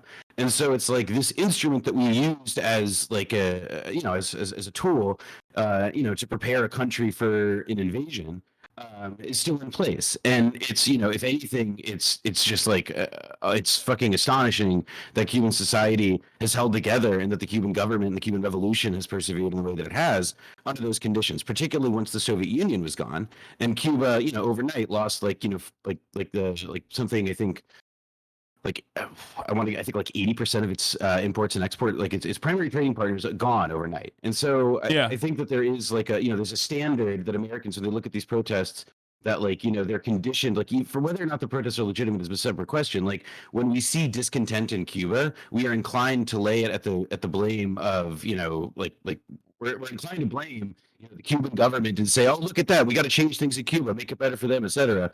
But it's like, well, like no, there's this thing that we're doing that we can change all on our own that would immediately improve the lives of the 11 million people who live there, and that would be to end the embargo/blockade. The terms are used a bit interchangeably, although I guess technically it is an embargo. Yeah, because a blockade is like a military. It's like involves like, but it's where words are fluid is the important part. Noah, you're using your headphone microphone, right? This is unrelated, but no, I'm using a Zoom mic. Is it not loud? It's just like bass boosted. I don't know how to describe it. It's I have a bunch of little babies in the chat. I'm sure you know already, and they're being incredibly fucking annoying about it. So you want to check you want to check to make sure if maybe your gain's too high or something? Yeah, that's what I'm turning down now. Is this any better? Wait, turn it down as much as you can. Like, let me give me some. I'm talking right now. How's this? No, it's still like very. I don't know why. It's like, I think maybe your Discord audio is coming from somewhere else. You want to like restructure it, maybe? Give me one moment. Yeah. Sorry to just like cut you off in the middle of your convo, but all right, how's this? Wait, keep speaking. Keep talking. Is this better? It seems like it's the same, but we'll see. It's fine. Let's just keep going. Okay. So.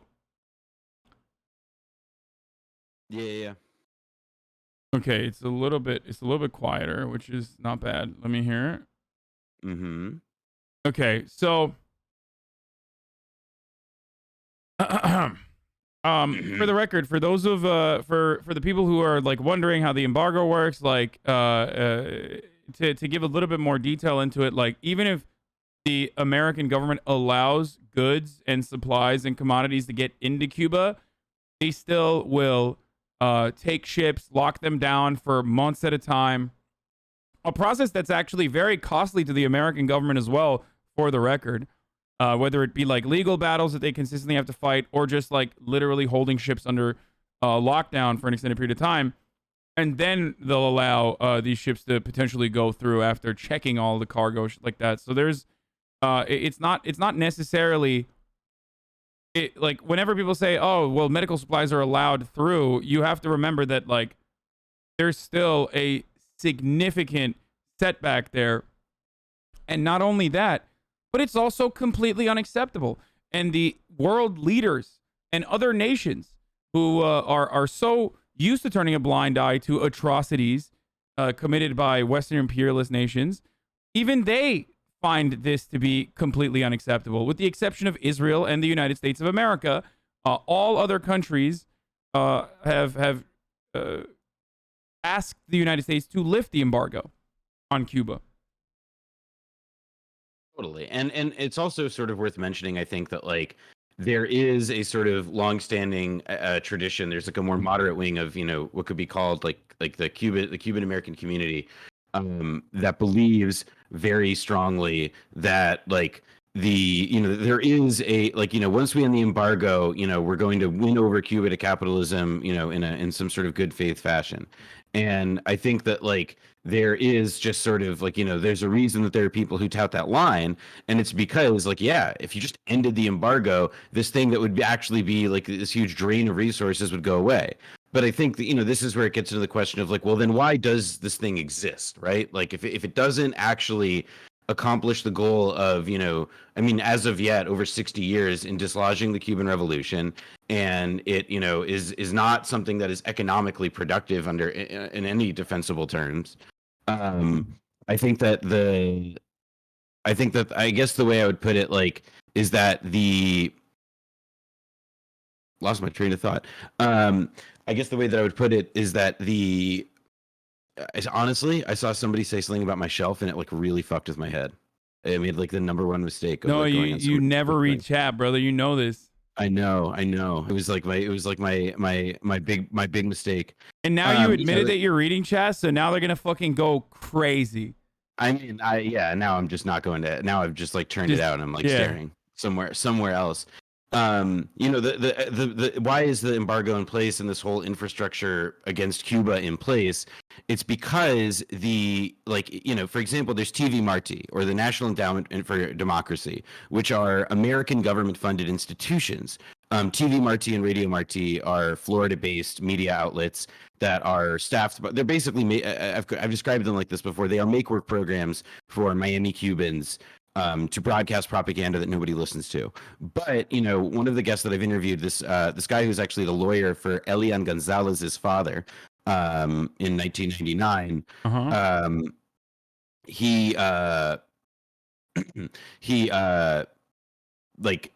he told me that there was this, as he described it, like a Miami distortion field. And that, you know, there is this cottage industry and this incredibly influential, like very in a very visible public way. And there are obviously, you know, other interests. You know, they're not the only interest on this. And I don't want to portray that this is like a, you know, it's monocausal. But like there is a cottage industry that exists in a Cuba lobby. You know, like they want the embargo to exist. And you know, this is not an unheard of tradition. You know, for example, in 1962.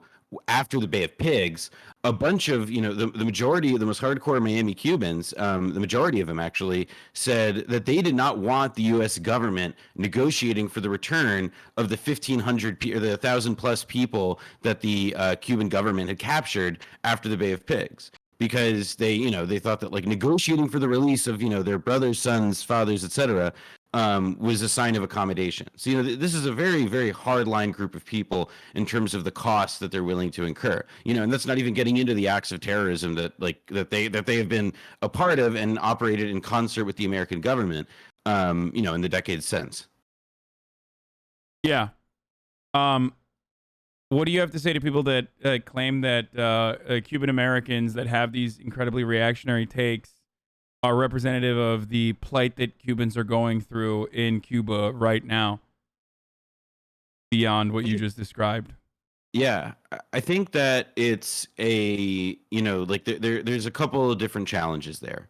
The first of which is that it's like there is a version that's not just from, you know, Cuban Americans, right, but it's from like the whole media that is just a narrative, which is that like Cubans are denied a bunch of freedoms and America, to its to positive end is calling for Cubans to be given those freedoms, and there's this discontent on the streets, and so on and so on. And, you know, another part of that narrative and the way that we're able to establish, you know, the fact, supposedly, that's the first part of that, which is about, like, you know, what are these freedoms that are taken away? The way in which that is framed as presented by, you know, the Cuban exiles is often just incorrect or misguided. You know, I think that, for example, the very existence of, you know, outlets dedicated to putting out propaganda for the overthrow of the Castro regime, in addition to many of the ongoing, you know, very active and publicly, and, you know, like acknowledged anti-Castro efforts that are underway, you know, taken by the American government. To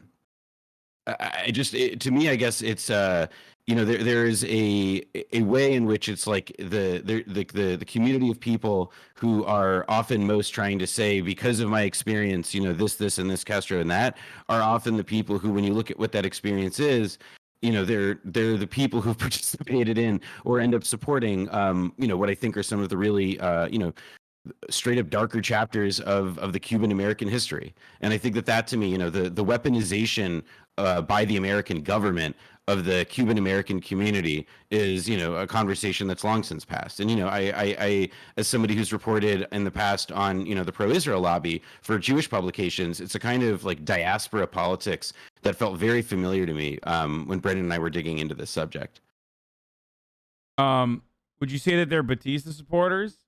Because that's the part that often people leave out, is this notion that the Cuban Revolution was incredibly violent, horrible, and Cuba in the aftermath suffered greatly, but they neglect to mention what Cuba looked like before the Cuban Revolution and before Fidel Castro's regime, and how oppressive and incredibly violent it was, at the behest of American capital owners, whether it be the mafia with casinos, or whether it be just rich people in general that took advantage of plantations in Cuba and the slavery. This is something that rarely ever gets mentioned.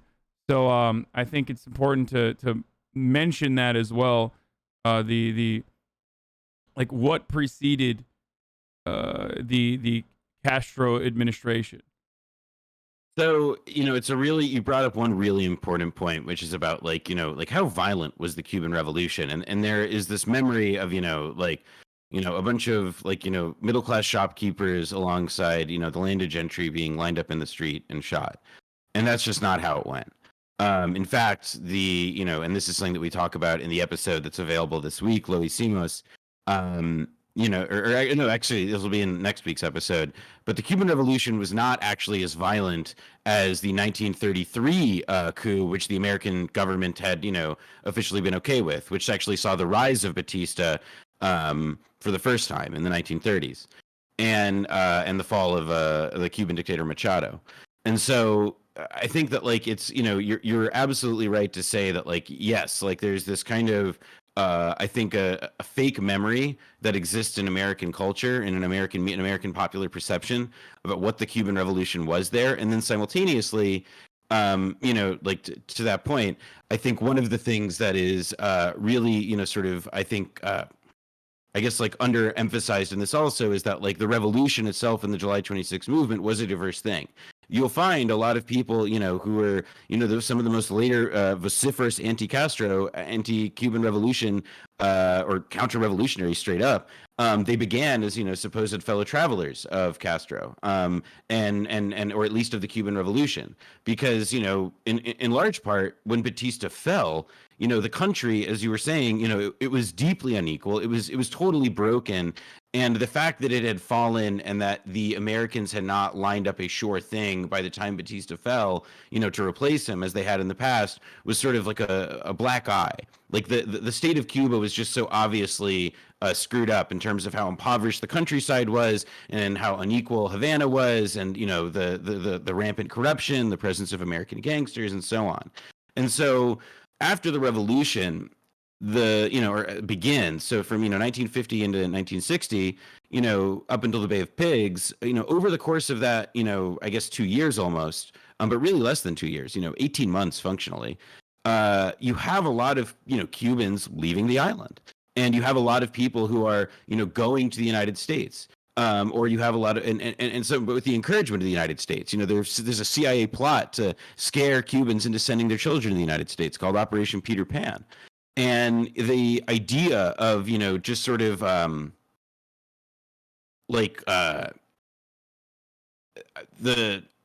once again, I get so deep in this, I lose where I am. But I guess to bring it back a little bit, I guess the thing that I would sort of emphasize about where the memory of how violent the revolution is and is important to dispel is to suggest about the people that we sort of weaponize and who are Batista cronies that we weaponize later. That's what I was getting to. The Batista cronies who are both Batista cronies and former fellow travelers of the revolution. They do end up joining forces and are both part of the Brigade 2506 and so on. So it's like there are many people who will say, yeah, I was one of the liberal revolutionaries, but then Castro, he went commie, and it's like, well, what do you mean when you say he went commie? Do you mean that he nationalized the land in ways that were unfavorable to the corporate interests and, thus sort of induced a natural showdown with the United States, which previously got to treat Cuba like its plaything? I just have a hard, I think that when confronted with the facts about that kind of thing are sort of hard put to defend it. And so they're forced to sort of mischaracterize what the revolution was and what it meant when it took place. I wanna qualify something here as well to the people who consistently talk about the number of deaths under the Cuban Revolution or under the Castro regime, which was, I guess, around for 60 years, and in comparison to the casualties under Batista for the period in time that Batista was in power, which was 7 years, give or take, was, according to the CIA at the very least, 20,000 people, whereas the Cuban Castro regime has never come anywhere near that number in even the most aggressive anti-communist propaganda outlets like the Black Book will mention that throughout a 60-year duration, the highest estimate that is totally ridiculous that even other anti-Cuban, anti-Castro outlets do not agree with and put at a third of that is still 15,000 over the course of 60 years versus 20,000 over the course of 7. So, and when we interviewed Cubans for our show, and I was going to say earlier that we were able to talk with Marta Núñez Sarmiento, who is a Cuban sociologist and feminist scholar who we interview a bunch for the show, and she gave us a message that I kind of wanted to pass along and sum up briefly how she characterized it from on the ground. But I think that it's the sheer the incongruity of those numbers is really striking. And even still, when you talk to Cubans and people who live in Cuba, they're willing to say there are things that shortcomings of the Cuban Revolution and shortcomings of our society. It's just that and this is I think a very good, it's part of why I think the issue of Cuba, it can be a really good way to sort of help people think about reorient their perspective about American action abroad more generally, right? Because it's well, hold on, what right do we have to tell this country to arrange its society in a different way? And what is the society that they want to build, and why are we so opposed to it? And Cuba presents that because of its success, because of the success it has had. It would be a very dangerous thing for people to hear about it. Yeah, it's a similar problem with the inception of the Haitian Revolution as well. America has historically hated any sort of activity in the islands that were considered revolutionary because they were worried that marginalized communities in the United States of America would see that, notice it, and also want to tailor their own movement. It's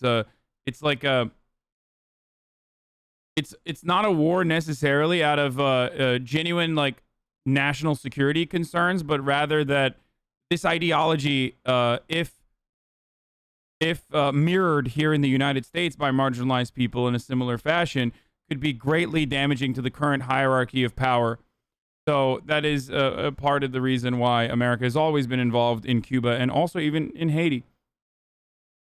Yeah, and then to pull up the thing that Marta sent, because I do think it was really impressive. But here's how she, described it. And I'm quoting from here. Yesterday there were strangely rage outbursts at the same time in different cities, and criticizing blackouts, lack of food in existing stores, in hard currency. So meaning that like it's difficult for people to get the currency to buy goods they need, and that social media has broadly shown these things. And it's true that we are all exhausted after 16 months of the pandemic, plus the previous months of the worsening blockade since August 2019. And this is an important point. A lot of the recent difficulty that Cuba was facing even before the pandemic was because of intensified blockade and intensified economic and diplomatic measures against Cuba taken by the Trump administration. Part of this was just because of the Havana syndrome, and part of this was because when you get a Republican presidency, you can be, you can assume they'll do something bad beyond the normal level of badness that one would expect, I guess, as the mean.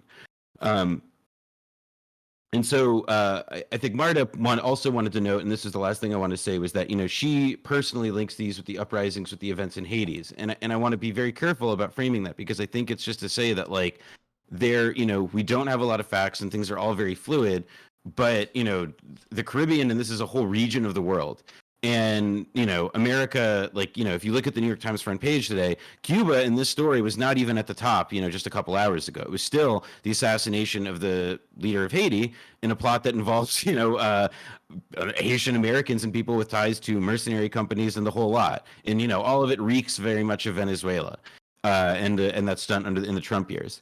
So I think it's like the key point of which is to say, I don't want to insinuate anything beyond that, like, people should be really reading this stuff with like a close and skeptical eye, because as Marta's pointing out, like, they live there, and this kind of coordination and so on, she's not characterizing it as strange because Cuba is, this totalitarian regime where nobody's allowed to think. It is not like it has stricter rules on free speech and free association than we do in America, for fucking sure. But even there, they're raising questions about this stuff as well, especially there. Yeah. How do you think Cuba will deal with this? Do you have any opinion on that, or if it's outside of your scope, it's fine as well? I'm seeing like propaganda. Like I am seeing immediately like what we always see, and you mentioned the New York Times. It's not like the headline, but immediately Biden calls Cuba protests clarion call for freedom. Like, they are the Biden. The problem is that, like, it's the fact that, like, Biden, I think, is the one, that he is making an active statement is not a good, like, it's not good. And it's unfortunate because obviously that will only, like, that, like, Biden puts out a statement, it emboldens other people. Like, it's not good. It does not mean, however, like, anything about what the situation is on the ground, because Biden could be calling these, it's like, what's Biden's motivation? Like, we don't know. And we don't have, like, reporting to anything to that effect yet, but it's like, Biden is like, has to give a shit about a lot of, he's trying to get an infrastructure bill through. He's got a lot of domestic, this is another thing to think about with, that I guess this thing that we've said in Blowback before. And it's a phrase I'm twisting from a thing that I read once written by the journalist Patrick Coburn, which is about the ways in which American domestic political priorities will change American foreign policy outcomes and decisions and actions and so on. And so, it's like, why is Biden doing all this? Like, it could be that he wants to, spur Cuban democracy on and so on. It could also be that he sees Marco Rubio getting, antsy on Twitter about it, and now he has to do something about it. So I think that it's part of what's important is to not, like, we should be concerned, but, like, I'm not, like, exuding frenzy. And as to what Cuba's doing next, I would look at what, President Miguel Diaz-Canel said today. There's a Telesur article, I'll just send it to you, that summarizes his remarks pretty well. And I think that it's good to sort of, like, try and go to the source with some of these people in terms of just, like, seeing what the, Cuban ministers and people are saying today. And I think that American media, because we'll call stuff like authoritarian, and we use those words not to actually describe a system in an honest or nuanced way, but because it's a way to negate and treat anything that they might say as suspect. And it's sort of like the challenge to everybody is to kind of like see past that and push past that to try and like consider the perspective of the country that we are nakedly launching such a brutal campaign against. Yeah. By the way, with respect to the Cuban protests, the United States appropriations budget just allotted $20 million to the democracy projects in Cuba. And of the funds made available pursuant paragraph, not less than $5 million shall be made available for programs to support free enterprise and private business organizations, people-to-people educational and cultural activities. And for purposes of paragraph 2, the activities described in paragraph shall be considered democracy programs pursuant to section 7032C of this act, except that none of the funds made available under such paragraph may be used for assistance for the government of Cuba. So the irony of a lot of Americans trying to weaponize the protests that are happening right now, which are legitimate, it seems. I don't think it's like every time a fucking protest occurs in a country that America considers or that leftists consider to be like socialist or socialist adjacent, I don't immediately go, oh, CIA op, okay? I do think that people are probably frustrated. But the people are not demanding, please privatize our industries immediately. I would like to, instead of rely on the government, I would like to rely on free enterprise and capitalism. They want more government help. Like, that's what they're protesting. They're protesting for government help. Now, some of them might be protesting for free enterprise or what they understand is going to be more beneficial for them, but they want fucking food. They're not saying like, end communism. Because when you're hungry and you want more food, you're not going to be thinking about the ideological disagreements that you might have with the current government that you exist under. You just want fucking food. Yeah. So interesting that America is giving $20 million again to democracy programs in Cuba, and those programs are to support free enterprise and private business organizations. And that's, by the way, just the money that is, on the books for what it's worth. I think that like one thing I would want to emphasize also is that, there's a lot of dark money swirling around this stuff at all times. I'll give one example. I don't think it's necessary to like name the group just offhand, but like they're also just because it's like alphabet soup. But the group, for example, this past February, a bunch of Bob Menendez and a bunch of other political heavyweights, Rafael Diaz-Balart, the mayor of Miami. Although it should be noted, being the mayor of Miami is not like being the mayor of New York. The mayor of Miami is a more figurehead position. So that guy just is like his job is to just be annoying in the media, at which he succeeds marvelously. And they had this event in February, and Bob Menendez streams in or whatever, and the guy who organizes it is a lawyer in private practice. And I look up his foundation, and it's not a registered nonprofit. It doesn't file anything about who it's disclosed to. Like you have these groups that operate, seemingly large institutions, and that are connected to, groups that do nakedly take money from the National Endowment for Democracy. One of the funding measures that's approved in the government, much like the one illustrated in the in the tweet you have up on the screen. And so it's like there's this, I guess the way to put it is that it's like, we have all these, like connections that we see the surface right here and in the language of the legislation, but it's not the whole picture. We're not getting the whole like picture of it, and that should be a point of concern. I think it's because it's dark money affects all parts of American political life. So there is like it's to the point about like not immediately assuming every protest is American astroturfed and so on.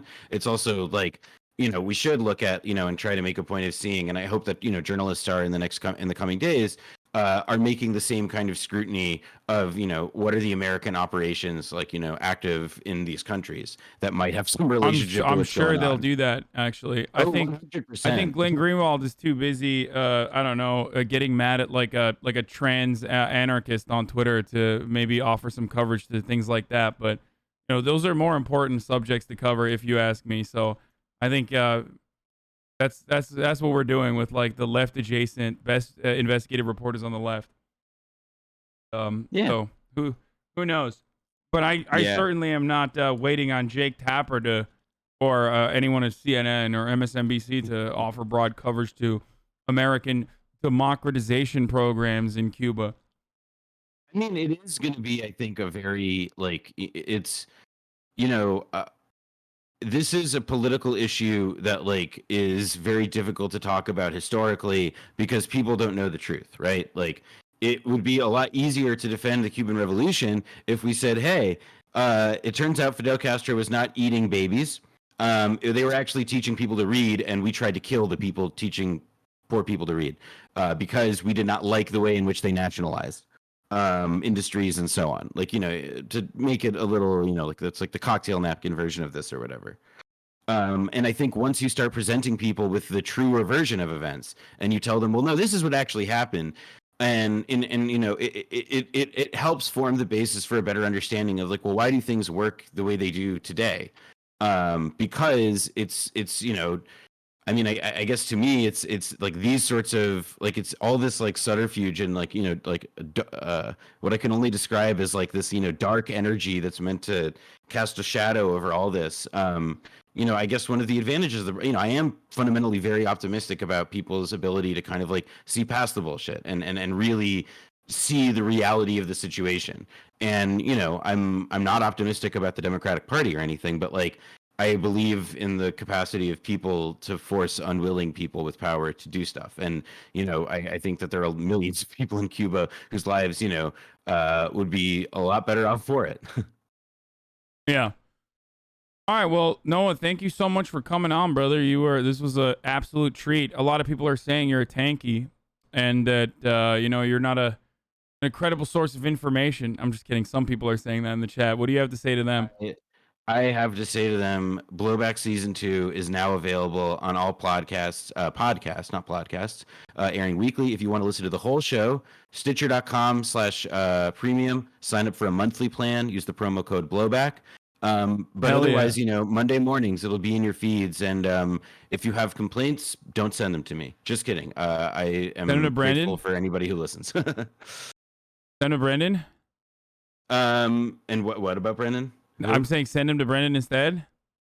No, I want to give him a break. He's done a lot this season. Like his soundtrack, it fucking bangs, and that's also going live on the 30th. So I'm very much excited to also have that out in the world too. Okay, yeah, and yes, as Noah already mentioned, you can find Noah at how do you? Dude, I always fuck up your... Yeah, I'm just on at NKULW. Yeah, it's really good. Really easy to remember Twitter name you got there, Noah. Once upon a time, there was a character limit that mattered, and the ats were included in it. And so I guess this Zoomers won't... Your audience probably doesn't remember this era, because they wouldn't use Twitter then. Like, 140 character era. Yeah, and so I don't think I've ever been accused of not being long-winded. So naturally, I had to make space for my long-ass tweets. Okay, well, people are spamming it right there. You can find them there. You can find them on Blowback. Blowback Season 1 was about Iraq, and Blowback Season 2, which is out now, is about Cuba and American propaganda, American involvement in Cuba. His microphone will be better on the podcast, so don't worry about that. Definitely check that out. Thank you for coming on, Noah. Thanks. All right, peace, brother. Peace. Okay, that was Noah Kulwin, friend of the show, Noah. He's great. I know that chat was mostly focusing on all the wrong things as usual, hyper focusing on dumb shit like the microphone or whatever, or attacking other chatters, but I hope some of you, at least, out of the 30,000 people that were in here the entire time, I hope some of you actually learned a thing or two.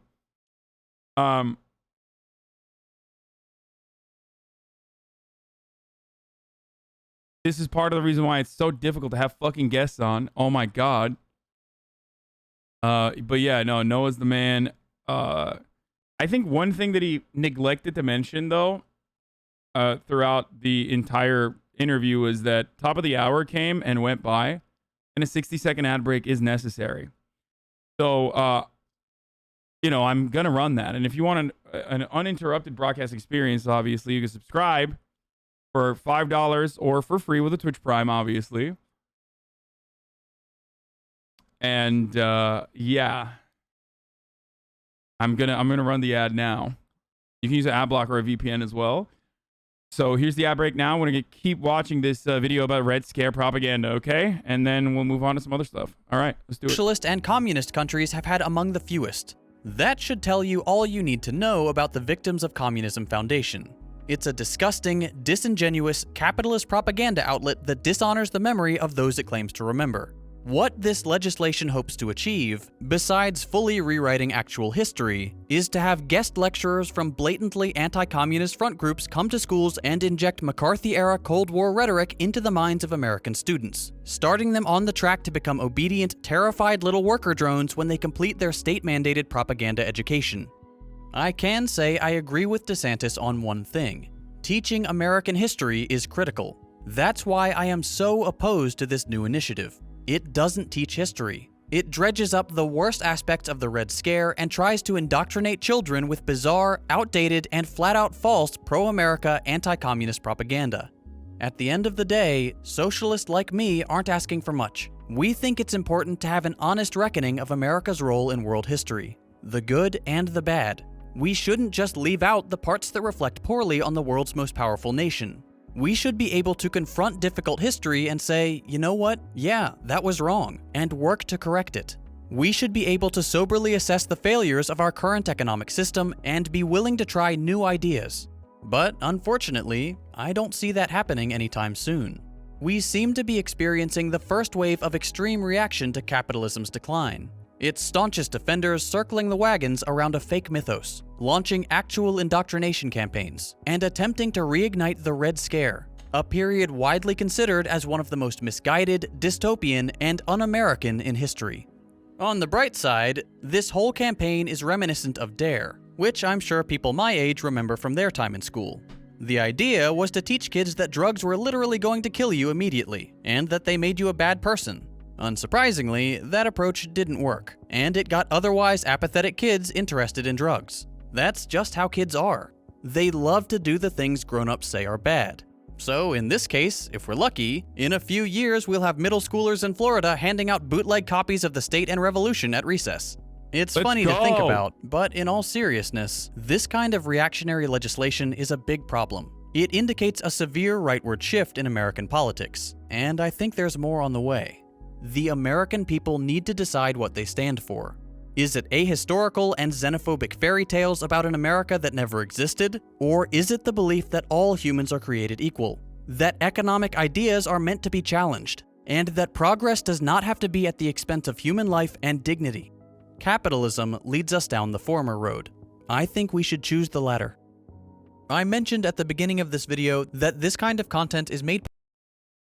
The goal of DARE was the government to teach all kids all about drugs. Like, literally, they need someone to sell to. Okay, dude. What? A little bit of theory next. It's a 24-minute video about Engels, socialism, utopian, and scientific. Are you fucking insane, dude? Do you want everyone to fucking fall asleep, dude?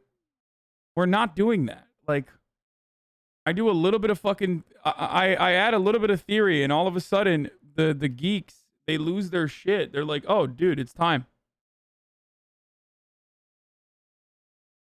Anyway, Lauren Boebert said Biden's statement on what's happening in Cuba failed to condemn communism or socialism. Imagine being afraid to condemn the two most harmful ideologies because you might anger your base, who clearly now embraces those ideologies.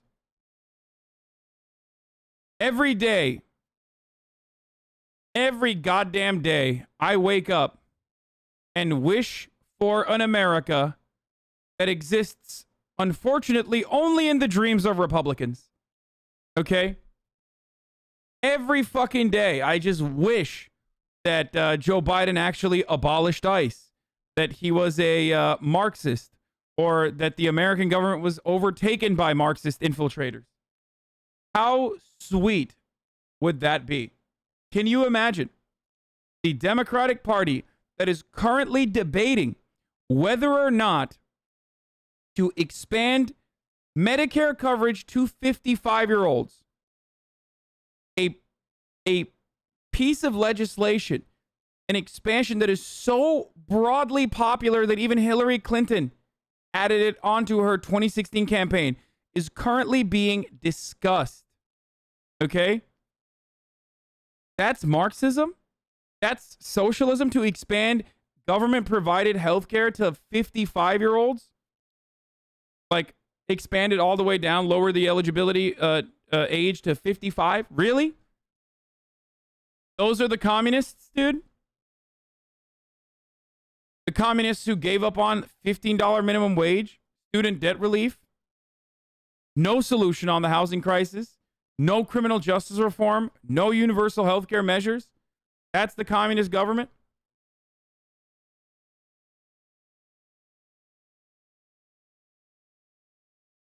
If it's so popular, why don't states just vote it in? I kind of want to learn, says Leftier Than Thou.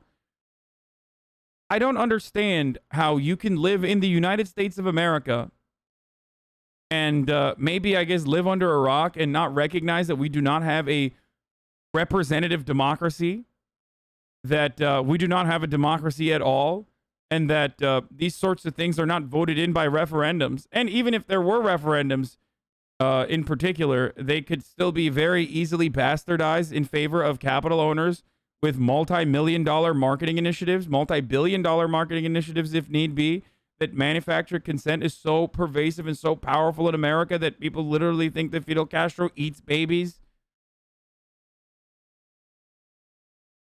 And the reason why you never think about nationalization of the extraction industry or nationalization of natural resource extraction is always paired up with like brutal communist autocracy, and never countries that are robust and viable functioning social democracies like Norway. There is a particular reason for it. There is a reason why we never compare ourselves and our social safety nets to other comparable OECD nations.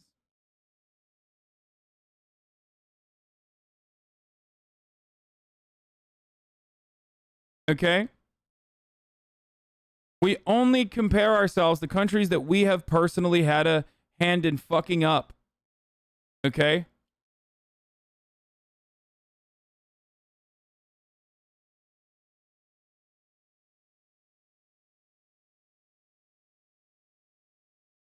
Well, hasn't Norway got oil as a safety net? I mean, okay. The countries that we routinely look towards as like really horrible places to live in, those countries are also oil rich. For example, Venezuela. So new Donie O'Sullivan video, Hogwatch. We're moving into that, but before that, this is the last video I'm going to look at with respect to what's going on in Cuba. I want to hear from the brain trust at Fox and Friends. Okay. I want to hear what Steve Ducey, Ainsley Earhart, and Brian Kilmeade have to say about what's going on in Cuba. Ryan Grimm, calling a bunch of random dudes with guns and boats to just sit outside of Cuban territorial waters to send a message is the kind of dumb shit that gets people killed. I hope, as crappy as Florida politics can be, that the state or federal government will step in on it. Looks like a guy out of Miami-Dade named Osdany Veloz, who identifies himself as IG, as the owner of Veloz Contractors, is organizing some kind of armada to go to Cuba and do something. Calling for a bunch of dudes in boats to sit outside of Cuban territorial waters. Wow, dude. There's a spot called the Bay of Pigs that has a nice landing zone they could try. Wow, I can't believe... Bay of Pigs 2 Electric Boogaloo, dude. This is literally what they did in Venezuela too, by the way. Yeah, Bay of Pigs 2 will be renamed Bay of Hogs, after the porky hogs that are in support of it.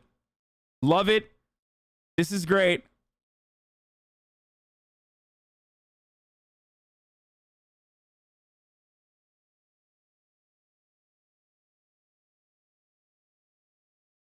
Ryan Grimm, who's If you want to email him, you can go to ryangrim@gmail.com. Click on that link. Wait, what? That's Ryan crazy. I love that. You guys are such dumbasses, dude. I forget who did this, but it's such a dumb thing that, like, anyone who clicks on Ryan Grimm's email accidentally will be redirected to twitch.tv/HasanAbi. He's had that for months. Dude, I told him. I literally told him that it redirects.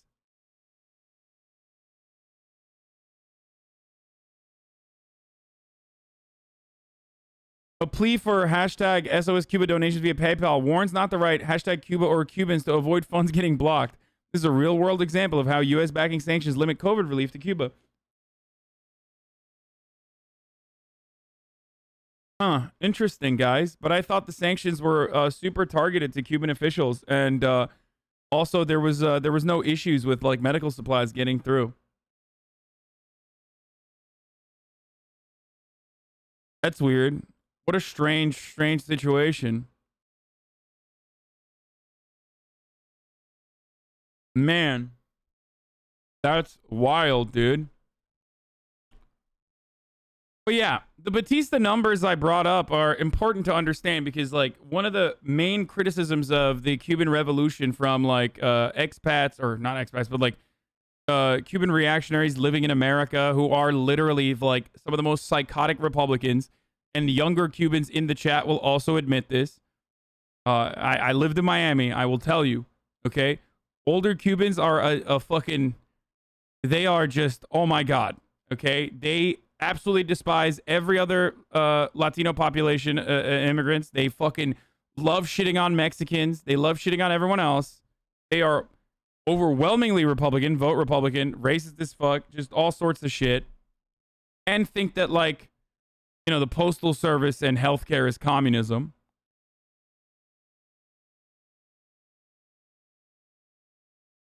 And of course they're super smug too, but that's one other thing. But my entire family, dude. Yeah. So if you ask those guys, I mean, the embargo, I guess, you know, it's whatever. It has to happen in order to, you know, starve out their relatives that are still living in Cuba, so that they can plant a positive capitalist Chile-style regime in Cuba.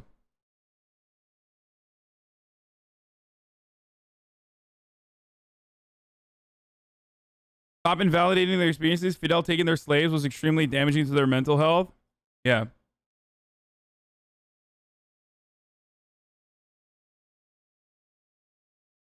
But they routinely talk about the abuse and the violence that they were and their family members were subjected to under the Cuban Revolution or under the Fidel Castro regime.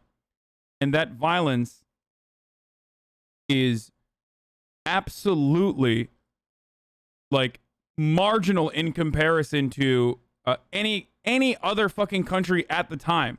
Whether it be the United States and its domestic policies towards black people in that same fucking period of time, or whether it be any other country or the preceding Batista dictatorship that was toppled. Okay? So violence, you have to understand, unless you're a fucking baby, is unfortunately a part of politics. Okay? It's a part of politics. I would choose not to have any sort of violence, of course. I think that no violence is the way to go. But this notion that, like, you know, Cuba is uniquely violent, or Castro was uniquely violent, is ridiculous. You can say bad take all you want.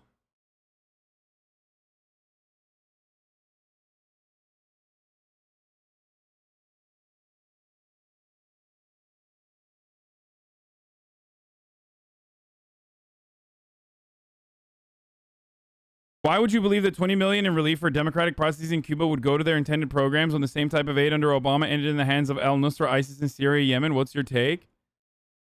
Do are you suggesting that the Cuban government is similar to ISIS? Is that what you're trying to say right now? Because that's a psychotic comparison. Almost as psychotic as assuming that like America doesn't have a significantly easier way of like of giving direct funds to pro-democracy and pro-privatization institutions that they've set up in Cuba, which is in our fucking backyard, than weapons, guns that suspiciously end up in the hands of ISIS.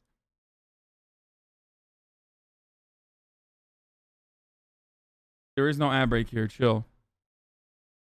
Unless you think that the money is going to go to pro-American paramilitaries, in which case, like, it's not necessarily as, like, I don't know what the counter forces look like. The counter-revolutionary forces look like in Cuba. I don't know how powerful they are.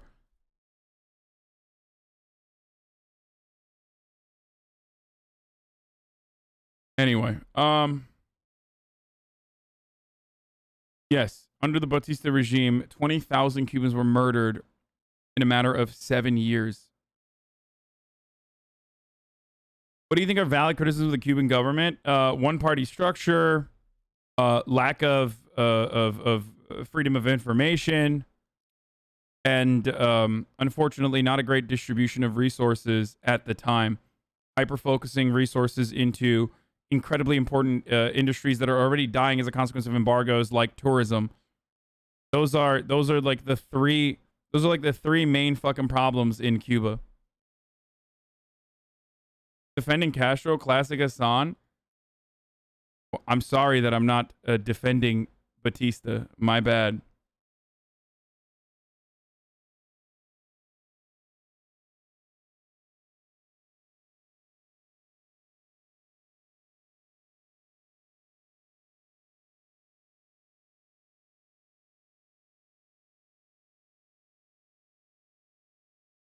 How do you expect freedom of information when America and other foreign countries consistently try to intervene in their government?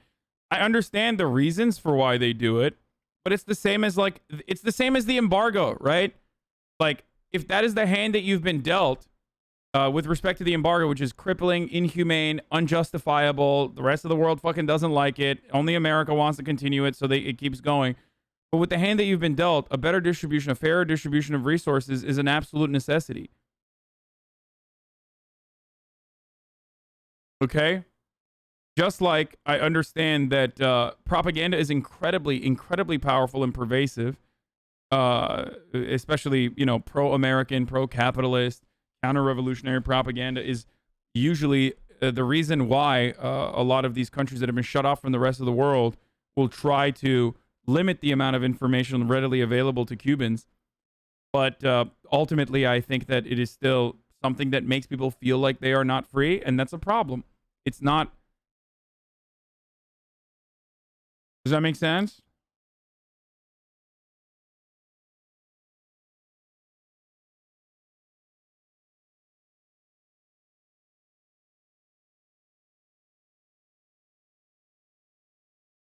Castro went to Harlem during the Harlem race riots and was the only world leader to recognize the racial inequities at the time, while also featuring his life in New York City and saying that he never wears a bulletproof vest and only wears a vest of morality.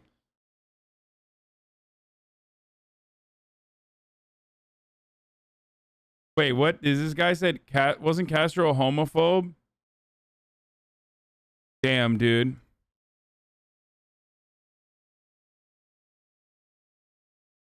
Damn, I guess you're right then. I guess the embargo should continue.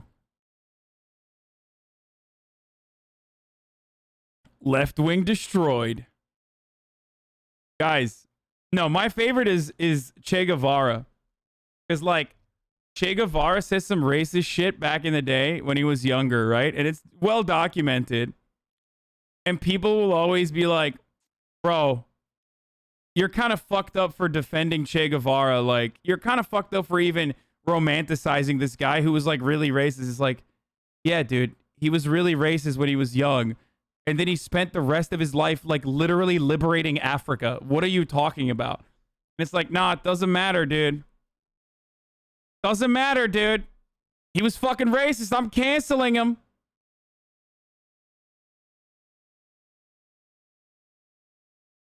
You know?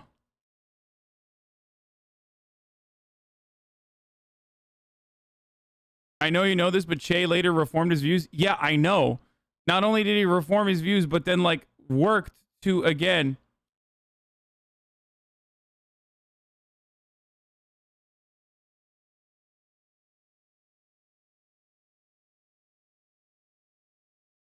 capitalist society enjoyers defending Castro. Guys, I said this already.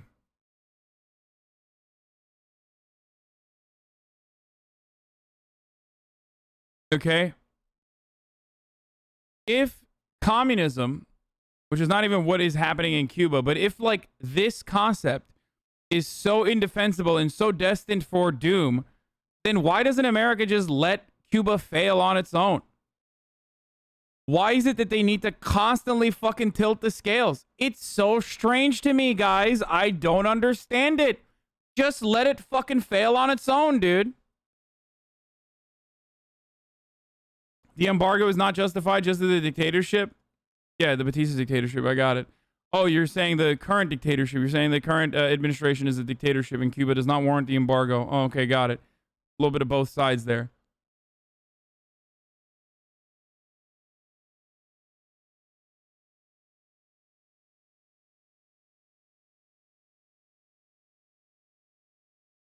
I'm just saying, if fucking socialism is destined for doom and destruction, why is America constantly doing everything they can to topple socialist regimes? News. You thought it would have happened maybe 40 years ago, maybe 50, but it's happening now. And there's unrest in the streets of Cuba. And it came out because, okay, we know the coronavirus is an issue. We know that economically it put the whole world on its back. But people of Cuba want their freedom, and they finally feel bold enough to protest in the streets in front of this brutal regime. Yeah, chanting freedom, calling for the president to step down. They have a surge in the coronavirus cases, a shortage of just basic goods, things that we all might take for granted. They can't. Bro, that's crazy, dude. That's crazy. Fox News talking about a shortage of goods in Cuba. How quickly do you think they will justify the embargo as a necessity, you think?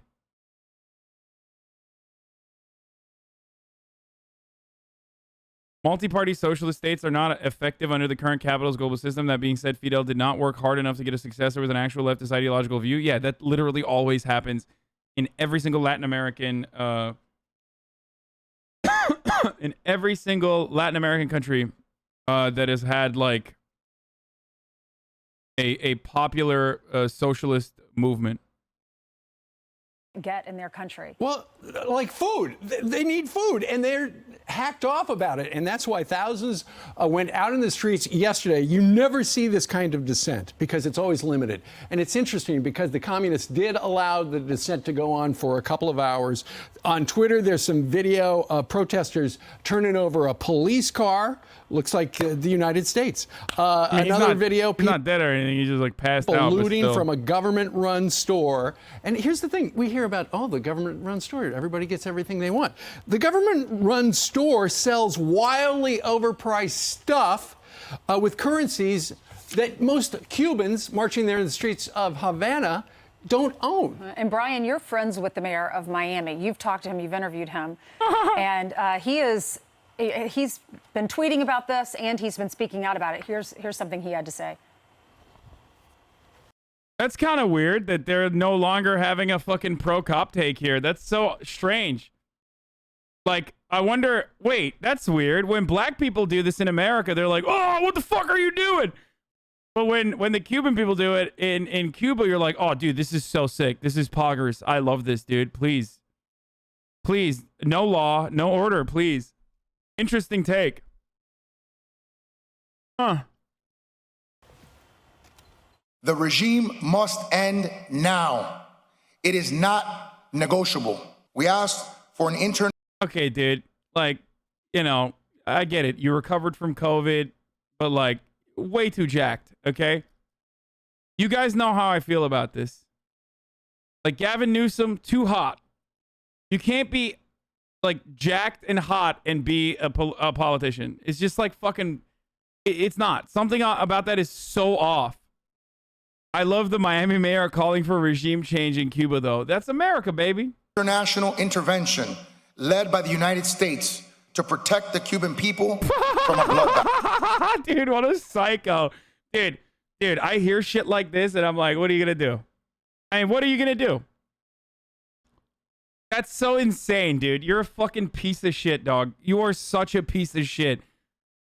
Like, to have no shame and openly call for a coup d'etat led by the United States like a military intervention is just nuts to me.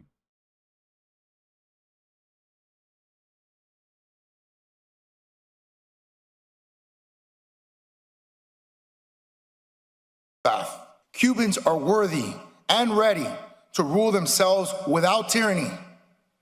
It can end today, and it must end today. The implications of this moment can mean freedom for millions of people in this hemisphere, from Nicaraguans to Venezuelans and so many more. The question is, how do we get involved? Do we just sit there and cheer from the sidelines? Jake Sullivan came out and tweeted out the U.S. Bro, you got to give me something more than a fucking cop yelling at a protester.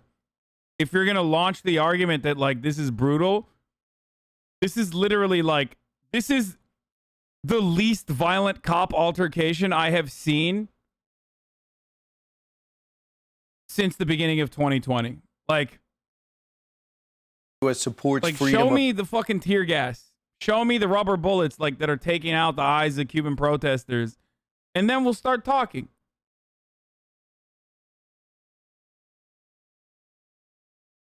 Of expression, assembly across Cuba would strongly condemn any violence or targeting of peaceful protesters. But I mean, we obviously been burned before trying to help out that sense of freedom that existed for. Do you want the vids showing people fleeing from shooting? I do want to see it, and I have seen it. I mean, it does happen. It's just kind of sad that, like, as an American looking at this, I'm like, fuck, man, that's like the tamest. That's the most tame political protest here, dude. Police brutality needs to happen to justify these people protesting? No, absolutely not. I already said that the protests are justifiable. They don't have fucking food, dude. They want food. There's nothing more normal to be like, we want the government to give us fucking food and medical supplies. Like, I already said that it's justifiable. I'm just stating, you know, that the Miami mayor saying we need to invade Cuba is the most psychotic, unjustifiable, insane shit I've ever heard. It's like showing fucking, you know, the Unite the Right rally or something, and then being like, all right, it's time for China to invade this country.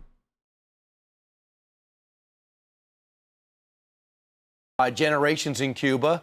Teddy Roosevelt fought there, obviously, and for a while, they were going to have a free, and the mob actually had a huge presence there for a while. They were going to be a free Cuba. They were walking with American flags yesterday. We are an inspiration. We should be embracing the inspiration we give them. Listen, here's the thing. Cuba is 90 miles away from Florida. It blows my mind when a single cop can, like, dive into the crowd with a fucking baton, though. That's kind of crazy. Like, how the fuck? Like, how are they not, like, jumping on top of him? In America, that never happens. Like, you literally come in with a massive single file line and, like, beat people evenly like a fucking Roman legion. You know what I mean? Like, they roll up like the turtle with the turtle fucking technique, like a bunch of legionnaires, and, like, start fucking clapping fools. Florida is wide open. You want to see, you know, freedom? Go to Florida. And these people would like to have in Cuba what they've got in Florida. And that is why the protests. I mean, it's true. Yes. These people would like to have in Cuba what they have in Florida, which is, like, no embargoes. Okay? Like, access to modern equipment and shit because of no embargoes. So, yeah, you're right. They do. And they want it to be in fucking, they want that to be in Cuba. They want that freedom in Cuba. That's fucking insane that they're having this conversation without recognizing what that revolves around. Yesterday were some of the biggest they've had in that country since 1994, which is when people started floating away from Cuba on boats and rafts. Some have suggested these are the biggest protests since 1959 when the Castros came into power. But what's interesting, our federal government, rather than saying, you know what, they just want freedom, they've got an interesting take on it. Julie Cheng, who is the State Department Acting Assistant Secretary, said peaceful protests. Yeah, they want Cuba to be like Florida, a place where like a Florida courthouse had to shut down because in the aftermath of the other building that fucking pancaked and collapsed, they realized that a bunch of fucking buildings in Florida were also not up to code. You know, that kind of situation. Everyone would benefit more from being like Florida. Just the most psychotic libertarian paradise. That flies in the face of turning over the police car and the looting. Peaceful protests are growing in Cuba as the Cuban people exercise their right to peaceful assembly to express, here's the good part, concern about rising COVID cases, the deaths, and medicine shortages. We commend the numerous efforts of the Cuban people mobilizing donations to help neighbors in need. So what they're saying is people are angry about COVID, which, wait a minute, how many times have you heard the people say, you know, the great thing about socialized medicine, particularly in Cuba, is everybody's got great health care? Well, that's not the case down in Cuba, and coronavirus cases are surging. Well, and one of the protesters said, wait, dude, are you fucking kidding me, dude? Are you fucking kidding me, dude?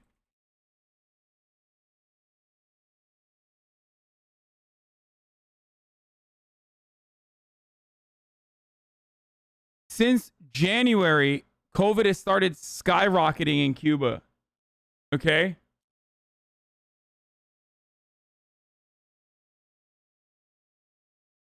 It started skyrocketing in Cuba. And it is bad now. But up until fucking January, COVID cases in Cuba were minuscule, dude. It was literally nothing.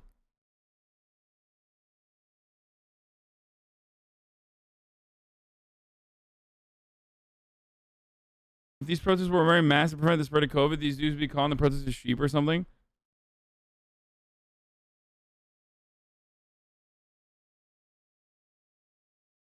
So we're going through really difficult times and we need a change of system. So it's not about COVID.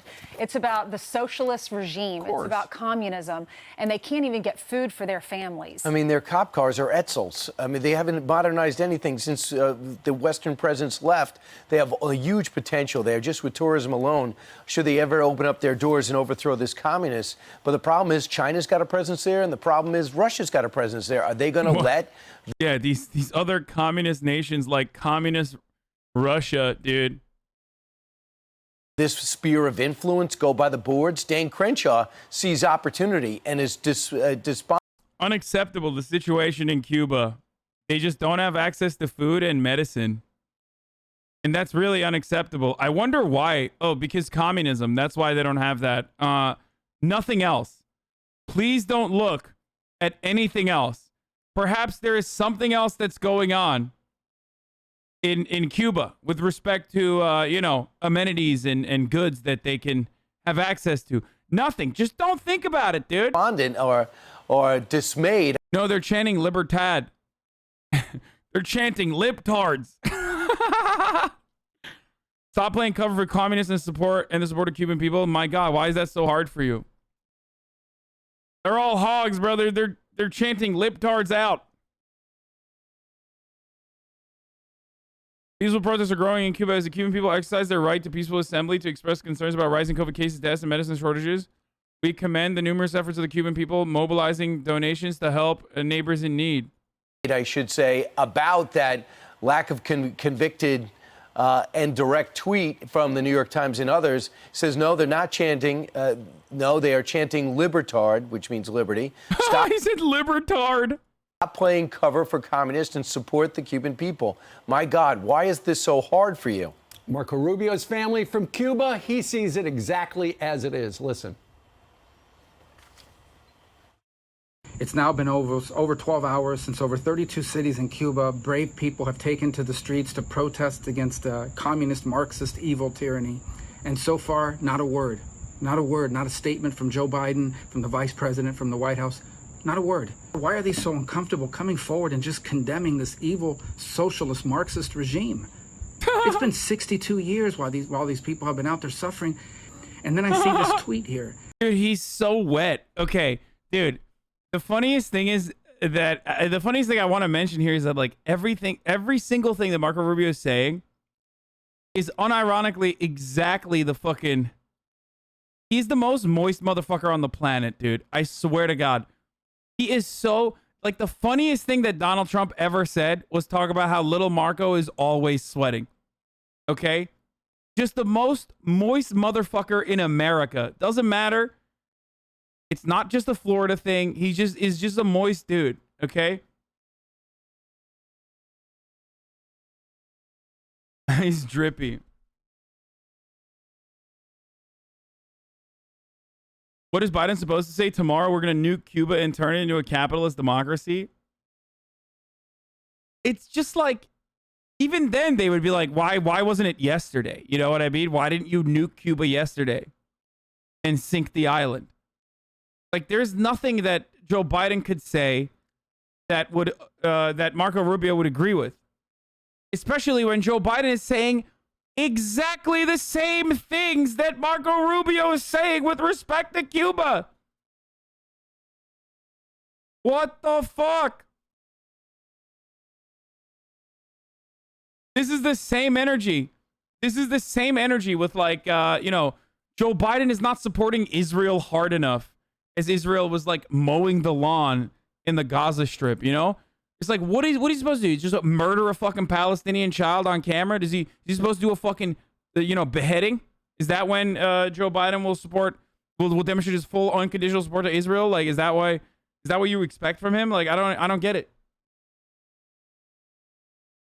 Same with fucking Cuba. Like, what do you want him to do?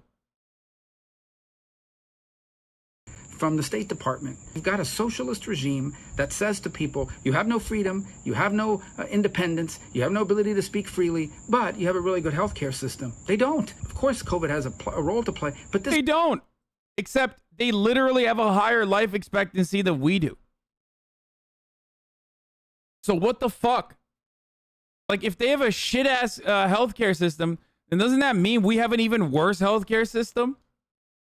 So what's up with that, dude? Explain that to me, motherfucker. Just please. I know there's a multitude of different reasons for life expectancy, obviously, but like still.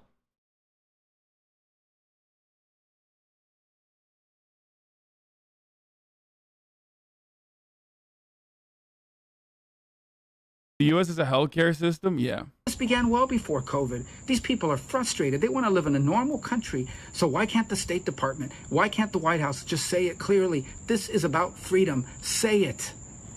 Well, as you've heard, some of the lawmakers are upset. They're speaking out about this. But Bernie Sanders, who a year ago praised... The socialist? Exactly. Praised Fidel Castro for what he's done for the kids and the education and the literacy program. But he's staying silent. Bro, that's literally what... Oh, God. Why aren't they attacking Barack Obama and Joe Biden, who said the exact same things that Bernie Sanders said about the many benefits of the Castro regime with respect to education and healthcare, and access to education and access to healthcare in general? I mean, it's the truth. Like, I don't understand. How can you fucking sit here and criticize, like, improving the literacy rate, dude? These people are such psychopaths, dude. I mean, I know why, because they don't want you to fucking read, but, you know. And it's making a lot of people upset. Right, and we haven't heard from Joe Biden yet either, but we have heard from the New York Times. They tweeted this out, shouting freedom and other anti-government slogans. So freedom is an anti. New York Times, by the way. It's always deeply sus when the top of the hour comes and I don't run a 60-second ad break, which is why I run it 7 minutes prior. And of course, if you want an ad-free broadcasting experience, you already know what to do. You can subscribe for $5 or for free. Or you can use an ad blocker or a VPN, but the ad break comes for all. Twitch Prime is free, though. Okay? But yeah, as I was going to say, it's... The best way to do these fucking segues is by actually starting a point, but then my ADHD kicks in and I remember it's the top of the hour and I fucking shift it over to the top of the hour ad break. It's like I was literally going to make a point about what the New York Times article represents. Okay? And that is, it is very suspicious when the New York Times, which is supposed to be this like liberal outlet, is saying exactly the same things that conservatives are saying with respect to America's foreign adversaries and ideological enemies, dude. So weird. So strange. So strange if the New York Times is supposed to be a bunch of libtards and communists to have the exact same takeaway. Shouting freedom and other anti-government slogans, hundreds of Cubans took to the streets and cities around the world, around the country on Sunday to protest food and medicine shortages in a remarkable eruption of discontent not seen in nearly 30 years. Anti-government slogan. Hundreds of Cubans took to the streets in the cities around the country on Sunday to protest food and medicine shortages. That's all true. In a remarkable eruption of discontent not seen in nearly 30 years. So they say that freedom is an anti-government slogan, but they do not say what the State Department did, which is it's keyed to... Dude, there is perhaps no better instance of irony that these fucking animals over at Fox News wagging their fucking fingers at the Cuban government for not being able to provide vaccines to their citizens, as like the rest of the fucking content from Fox News for the day is going to be about how vaccines make you autistic and homosexual. Are you fucking kidding me, dude? Shouldn't they be celebrating that Cuba is like free of the dangers of 5G coronavirus vaccines? Are you fucking nuts? They literally will be like, and now, next up, vaccines. Do they make you gay? Or was I gay beforehand? Why do dicks taste delicious? Find out more. I'm Brian Kilmeade. It's like, really? Like you're just gonna do that? You're gonna fucking be like, these guys, they're protesting the government because the government won't give them COVID vaccines. That's crazy. What the fuck?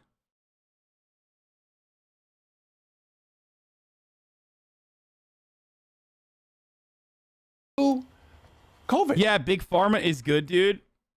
Yeah, dude.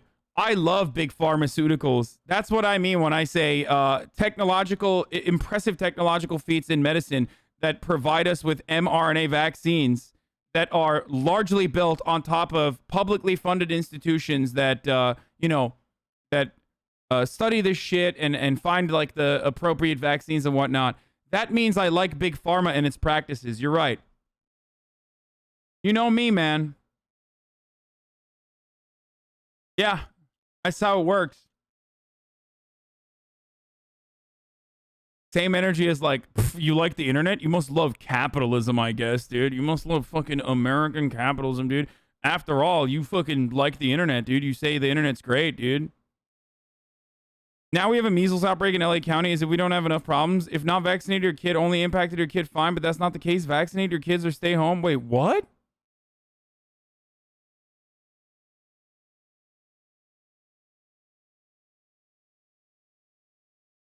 Oh, it's 2019. Oh my fucking God. Wait, did she come out? Now she has a different tone? When Biden's vaccine patrol comes a knocking, they can kiss my country ass, take your experimental vaccine and shove it in your own arms.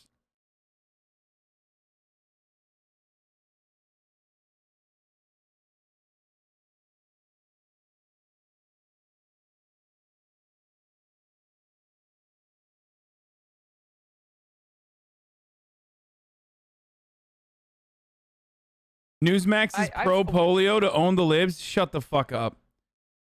Dude, these people are like, oh God, these people need to go to jail, dude. I swear, like, I don't know how to deal with these motherfuckers, dude. One thing I've always thought, and maybe you can guide me on this because obviously I'm not a doctor, but when I've always thought about vaccines, and I always think about just nature and the way everything works.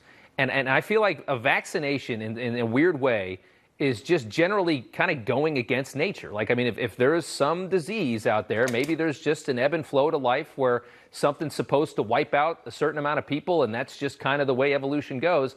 Vaccines kind of stand in the way of that. Do you follow what I'm saying? Is he making a fucking natural selection argument here? Like, he's saying that we shouldn't have vaccines because people that are susceptible to death from preventable diseases should die. Dog, you are the one who's gonna die. You're a fucking caveman. You're a fucking ape, dude. Who do you think survives with the natural selection take? Not you.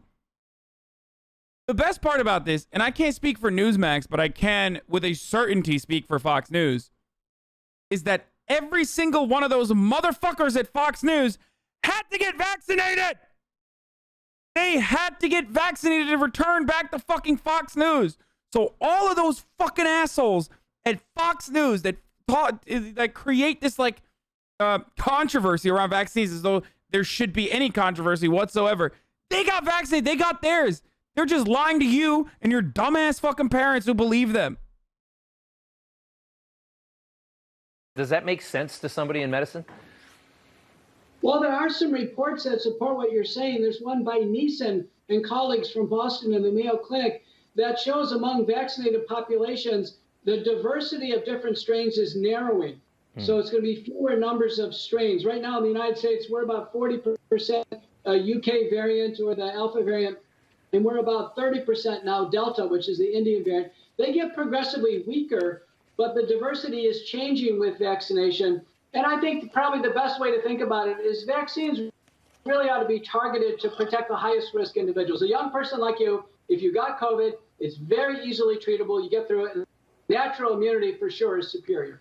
Yeah, that's you make a good point there. Again, it's like if you've got this big risk, I think it might be worth whatever it is. But if you don't have a risk, I can't comprehend why you would take something. They start learning about the heart inflammation and stuff like that. I just don't understand why it's being pushed so hard on people that are very young, and now they're trying to give it to kids. You saw today, the CDC saying that going back to school in the fall, it looks like if your kid's not vaccinated, they're going to have to wear a mask next year. What are your thoughts on that?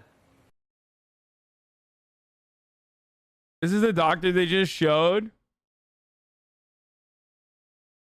U.S. cardiologist makes false claims about COVID-19 vaccination. Peter McCullough, MD, MPH testimony.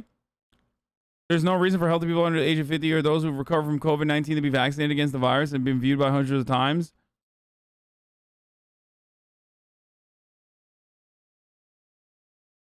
Fighting the good fight to preserve the practice of private medicine since 1943. The Association of American Physicians and Surgeons. Oh my God. The video has been shared on various websites. The US CDC recommend vaccination.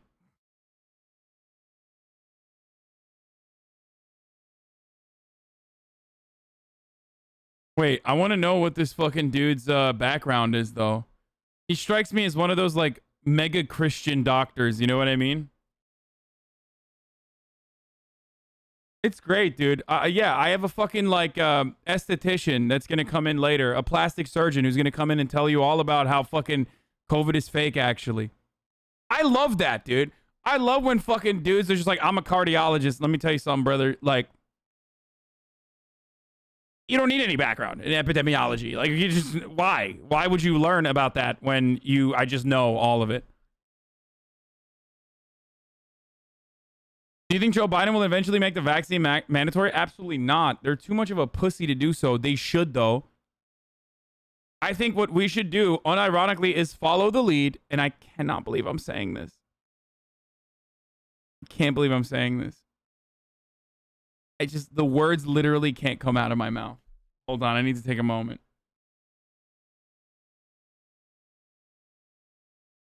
No, not China. Not Israel. Worse. I think we should follow the lead of England. And have vaccine passports. Oh, that was so painful. That was so painful for me to say. To openly admit that Bruvland is doing something smarter than us. God, that fucking hurt. Oh, that hurt so much worse. I'm sorry. I'm sorry, boys, but Boris is right, bruv. He's fucking right, bruv. They're doing mandatory vaccine passports, bruv, in the fall. In autumn, yeah? And they're fucking doing it, yeah. He's coming home. They're doing mandatory vaccine passports, yeah.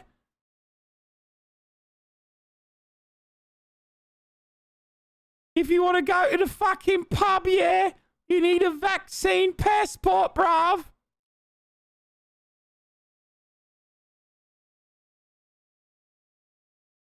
France just announced the same thing. I think Germany announced it too, but God damn it, dude. It's just sad. It's sad to admit. You never want to be there. Like, you never want to see yourself become the villain and admit that the UK is doing something right. Especially the fucking Boris Johnson government, nonetheless.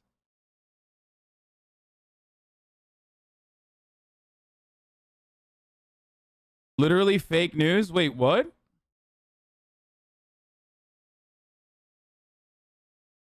I'm coming home, bruv. I'm coming fucking home, bruv. Boris! Who's coming home, bruv? I'm coming to the fucking UK, bruv. Boris said, I'll fucking shank you with a needle, bruv.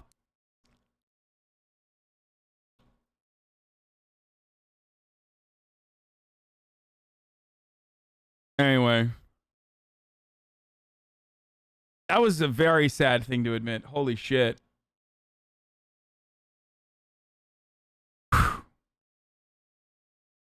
Okay. Now let's get to some fun shit, okay? Let's get to some fun shit. It was very... We are going to bring in friend of the show, Donaldo. Donie O'Sullivan. From the trenches, boys. Our boy, Donie O'Sullivan, went down to Dallas, all right? He went down to fucking Dallas. And he covered CPAC Dallas. Here is what he saw down there. Pretty much the Trump show here in town this weekend. We spoke to a lot of people, probably 20 or 30 people. Every single one of them, pretty much everybody, believed that both the election was stolen and also lies about the insurrection. I mean, it is quite sad when, you know, speaking to so many folks who have bought into this conspiracy theory about the election, which is now undermining their faith in American democracy. You know, so many folks told us as well that they might not even trust the results of the next year's midterm elections. Do you accept he lost the election? I accept that on paper things happened to make it appear that way.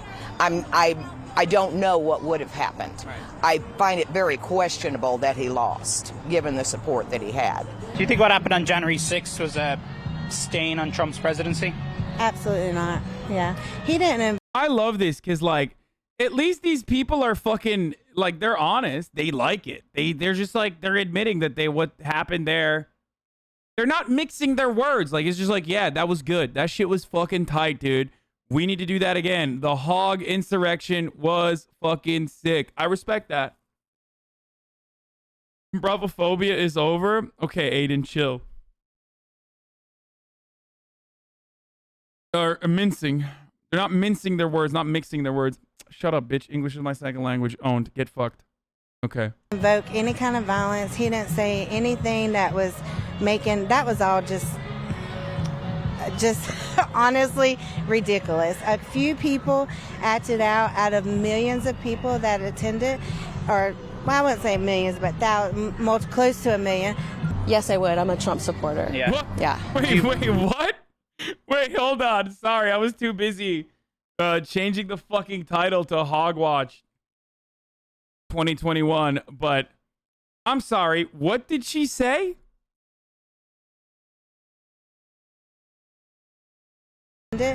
Or well, I wouldn't say millions, but close to a million. Just honestly ridiculous. A few people acted out of millions of people that attended, or well, I wouldn't say millions, but close to a million. Yes, I would. I'm a Trump supporter. Yeah. Yeah. Do you accept that he lost the election?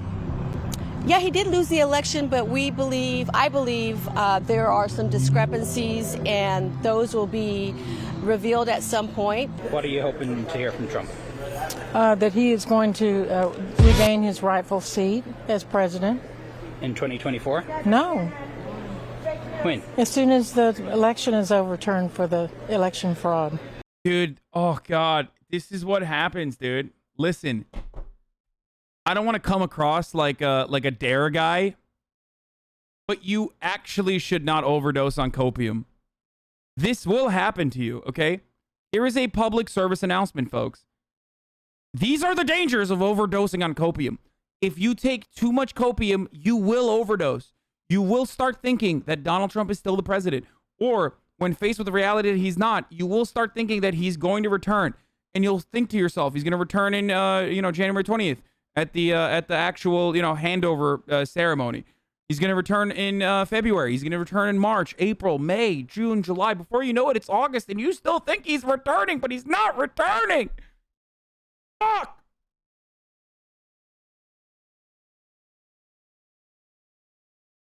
Just one more hit, you think, okay? You say, hey, give me the fucking copium pipe, okay? I need to have one more fucking go at this and remind myself of how beautiful things were back in 2016 when the libtards were being owned, you know what I mean? And we were just like, Nazis were marching on the fucking streets and shit. Like, can we just go back to that for a brief moment? And then you are faced with the sad reality that it's actually 2021. We are doing a damn good job so far of, pushing back on COVID with the vaccination programs. Things are opening back up again. And worst of all, for my point of view, but maybe not for your point of view, America is doing the exact same shit that they were doing under the Trump administration. But now it's being done by a Democrat. So that hurts your feelings. But still, just close your eyes and think, maybe it's my old racist white guy in power still, and not yours. Do you guys think the election was fair? No. No. No. No. They tried to tell us the Tarrant County election, we went blue for the first time since 1962. It's not called an insurrection to me. What about it was an insurrection? They stormed the Capitol. Who's they? The Trump supporters, right? A lot of conflicting thoughts coming in from half the people who are saying, no, the insurrection was real and good. And half the people saying, no, it wasn't real, it was Antifa. A lot of confusion there. So who stormed the White House? Who stormed the Capitol? I mean, I'm sorry. Bullshit. You don't know who those people were. No, some Trump supporters were invited in, and there's video and there's audio that they said, come on in. Yeah, that is suspicious. The fact that a police force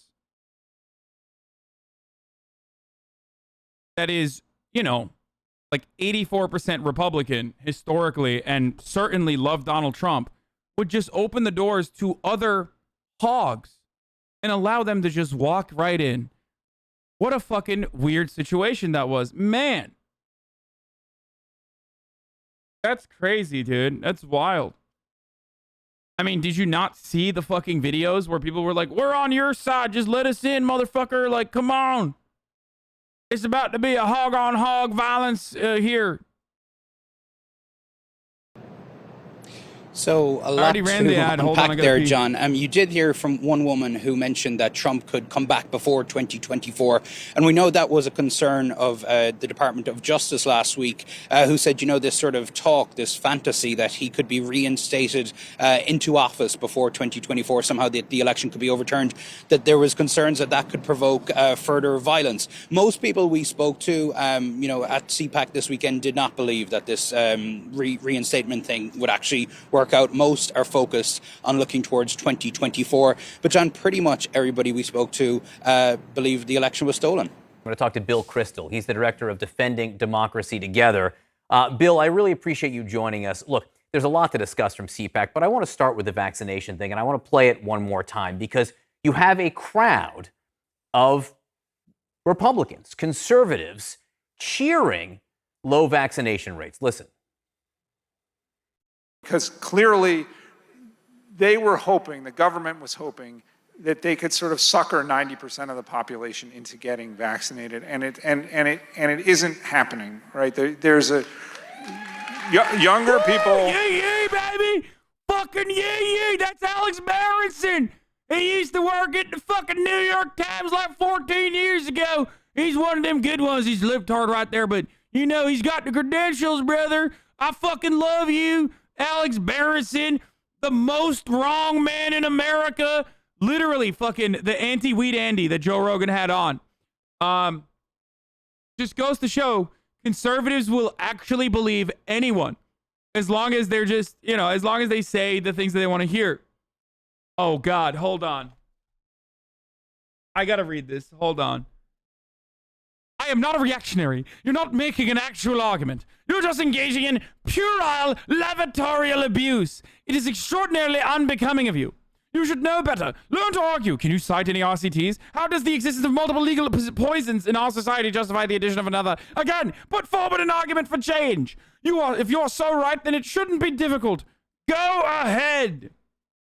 Now, for those of you who are new here, that's a classic Fabian syndicalist take, who thinks that weed makes you into a monster and causes you to act out in incredibly violent ways, and he believes this because Alex Berenson also is anti-weed Andy who makes this argument.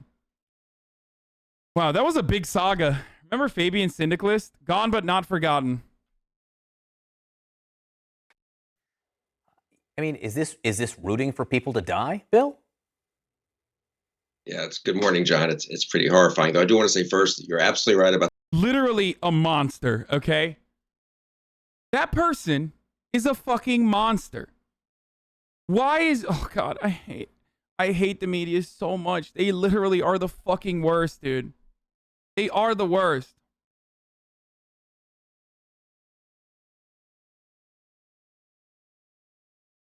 Actually the fucking worst. I don't care about what fucking Bill Kristol has to say about anything, okay? I don't care. About the penalty kicks. Do not let Brianna ridicule you or shame you out of your true position that they should keep playing until someone scores a legitimate goal. Getting on to more serious things. Well, maybe that is the most serious thing. I don't know. You've probably already gotten 27,000 emails, attacking you for not understanding that penalty kicks are the greatest thing ever or whatever. But I'm with you on that, John.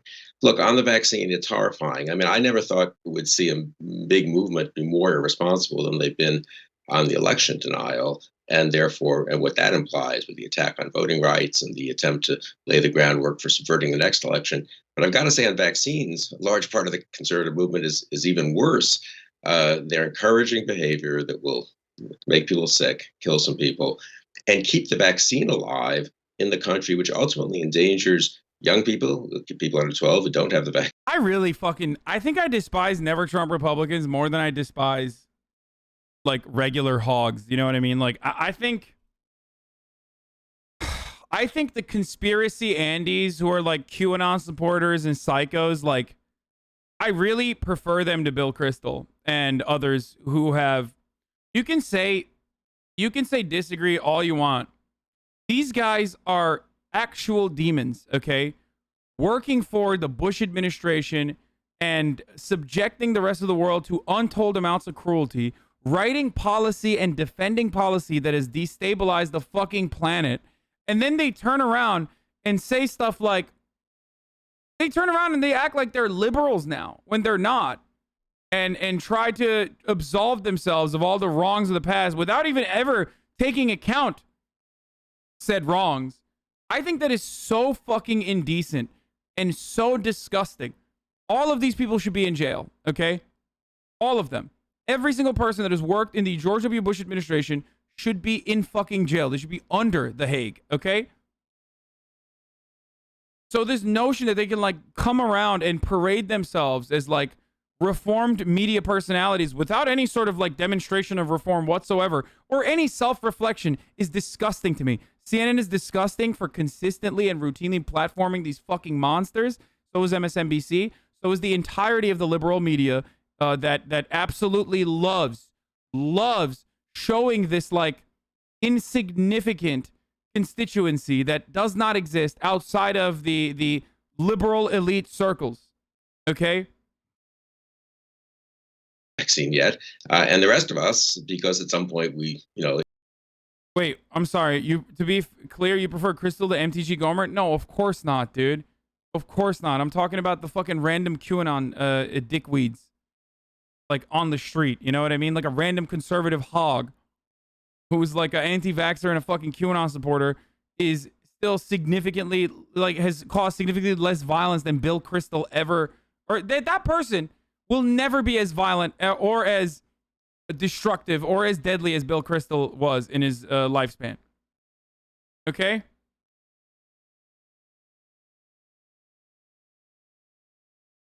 the stronger the virus is, the more the variants can spread, and more can come to exist. The more we are ultimately in danger. I actually think people need to be tougher on this. And this kind of, Dr. Thomas is very good on this, but, we have to encourage people to do more is what a lot of people are saying. We've got to make the case. What's their take on booster shots on new variants as a way to increase profits by the healthcare industry? I absolutely think it is. Oh, dude, I'm going to be fucking anti-vaxxer as fuck on that one. I was going to talk about this later. I don't know if we'll have time to talk about it today, so I'll just briefly mention it. But I think Pfizer petitioning the government to like have booster shots is sus as fuck, especially when the CDC is literally saying like no booster shots are necessary right now, especially when even the Delta variant has a like almost 95% efficacy, which is a little bit lower than the other than the mRNA vaccines. The mRNA vax anti-science. How is that fucking anti-science? Booster shots for the current fucking for the current iteration of COVID, according to the fucking CDC, are not necessary, dude. And we already know that Pfizer executives literally talked about how booster shots are going to be the way that they make money. It's 88. CDC's probably wrong, lol.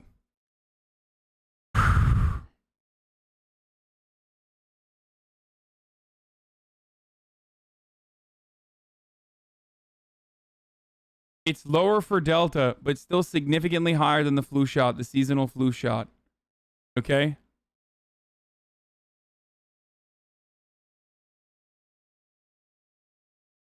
It's only 95% against severe illness, only 80 to 86 against symptomatic disease. 95 is against the first strain of COVID, not the variants. No, I'm talking about Delta. And from what we have seen thus far, even with the Delta variant, the COVID shots, or the ones that we have currently, Pfizer and Moderna, are very effective, significantly more effective than the regular seasonal flu shots.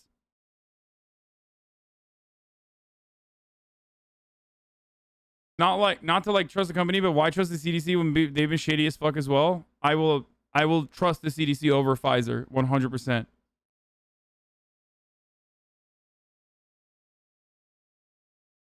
Yeah, I will trust the CDC over Pfizer.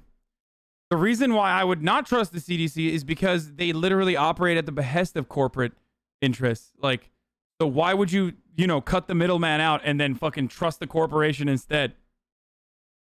The fuck? Case.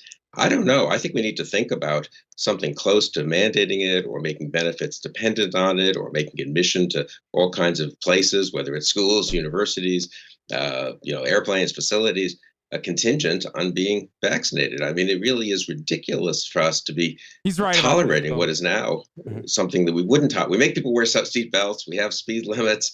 We make kids show their vaccination card when they come to, from their doctor when they enroll in elementary or secondary. Okay, this sucks that the second part of this is tarnished.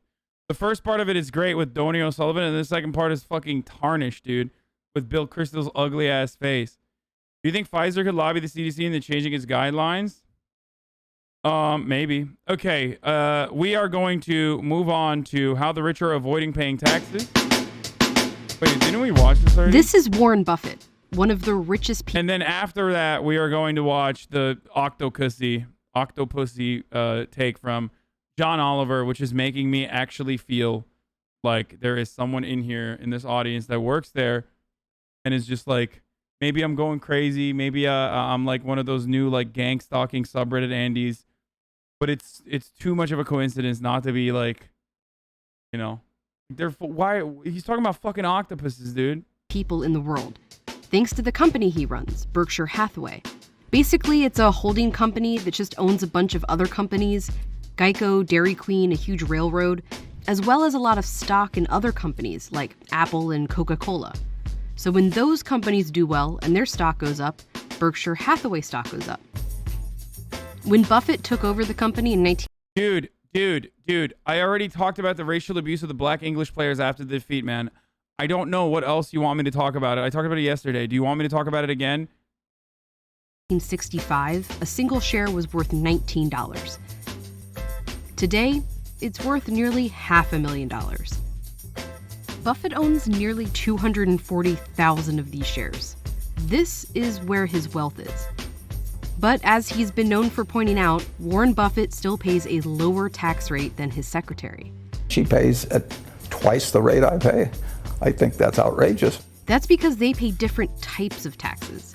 His secretary pays income taxes on her salary, but Buffett mainly pays capital gains taxes on his sold stock. That's crazy. And that's taxed at nearly half the rate. What? That's so crazy. We can't... That's crazy, man. The wealthy are definitely undertaxed. In the U.S., the disparity between the richest Americans and everyone else has been growing.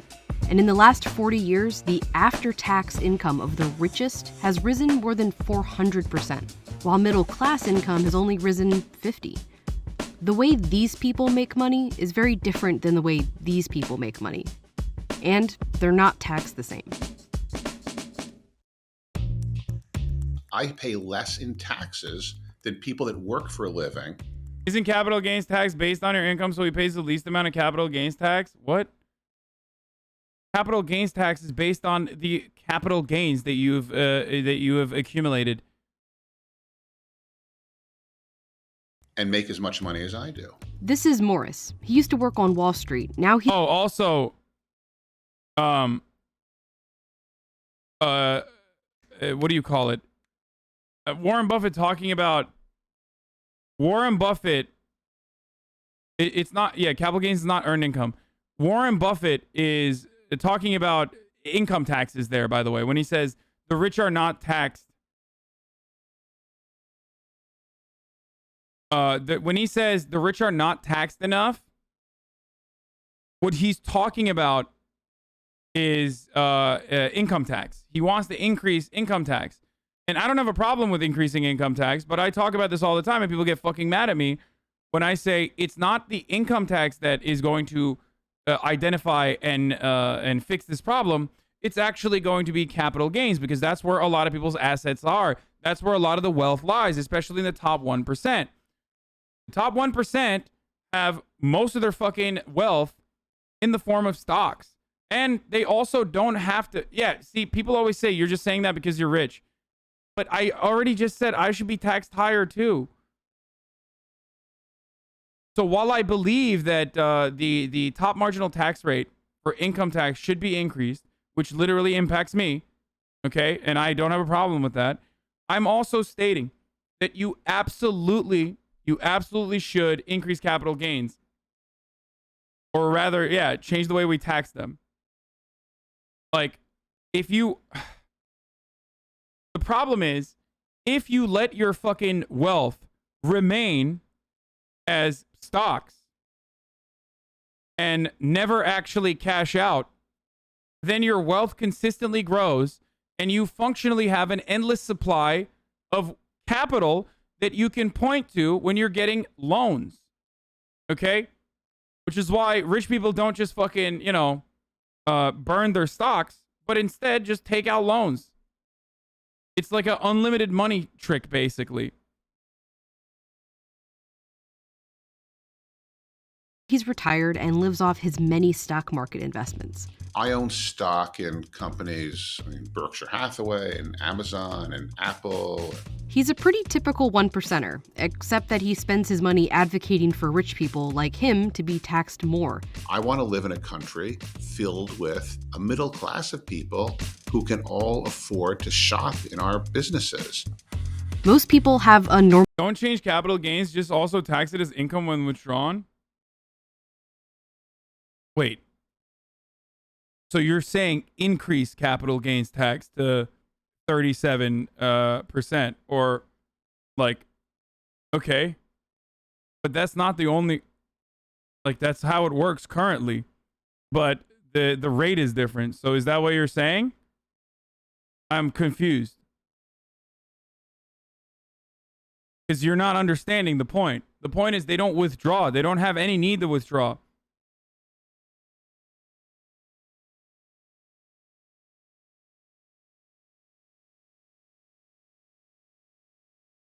Normal job. They get a paycheck and pay income tax, ranging from 10 to 37%. But people like Morris, they make a lot of their income from investments, generally stocks and real estate. These investments are taxed as capital gains, and things like long-term stock have a maximum tax rate of just 20%. I sold some stock recently for $400,000, and my taxes on that is of around $50,000. But that $50,000 is far less tax than anyone who has a job making $400,000 a year would pay. And most of his wealth, well, isn't even taxable. People like Morris or Buffett are worth so much money because of the stock that they hold, but it's not tangible, spendable, taxable money. I can look at my stock portfolio and I can say, oh, I made $1 million this year, but it doesn't mean I have to pay anything in taxes, because our system is based on only paying taxes when you actually sell something. Yep. Amazon's Jeff Bezos, the richest man in America thanks mostly to his Amazon stock, pays almost nothing in taxes. We value his worth here, but it's never taxed unless it's turned into real money when he sells the stock, and it's taxed as a capital gain. This is one way billionaires are able to be technically worth so much money, but pay so little in taxes. Some billionaires like Elon Musk are able to get loans against their stocks and... Come on, man. Why aren't you honest about your taxes? Wait, what?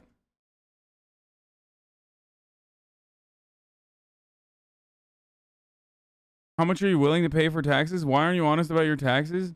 Are you new here? You've been following since January 10th, 2021. You have heard me fucking talk and advocate for a higher, higher tax burden for my level of income 1,000,000 times, I think. Release your tax returns? Would you guys also like me to release my address, my tax returns, and my fucking family members as well, so you can fucking constantly and consistently harass me? Fuck no, suck my cock. I'm very honest about everything. Would you like my birth certificate too? I'm sorry, unlike Barack Obama, I don't have a fucking Secret Service defending me at any given moment, okay? Why is Trump expected to give tax returns? Because he's the fucking president!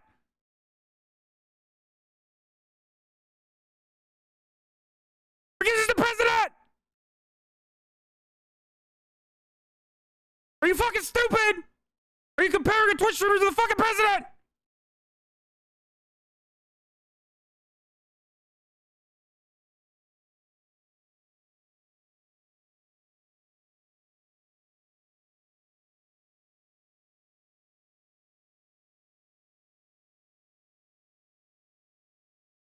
Capital gains tax rate seems fair for the income levels, 40 to 400K being at 50%, but the level above that definitely should be increased.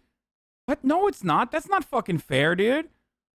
400K being at 50% is not fucking fair. You're wrong. Also, is that even... Wait, what are... No, that's not even true.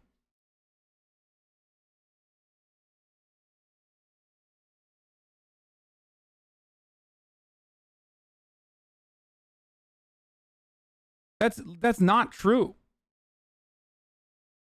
The first thing you're supposed to do, like the fact that it's capped at 20% is insane.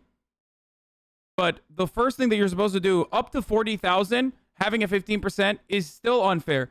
Tax it in a similar capacity to income. Okay, I think it's ridiculous.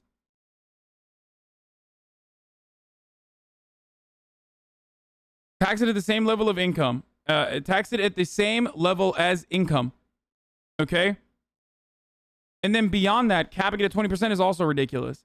I think if you want to fucking do neoliberal means testing, you should be means testing it in a similar capacity to increasing the tax burden, the more it is.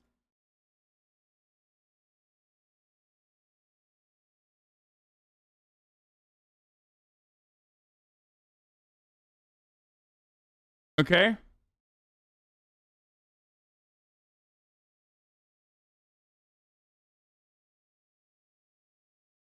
Isn't capital gains tax on top of income? Don't they have to pay income tax as well? They pay income tax separately than capital gains.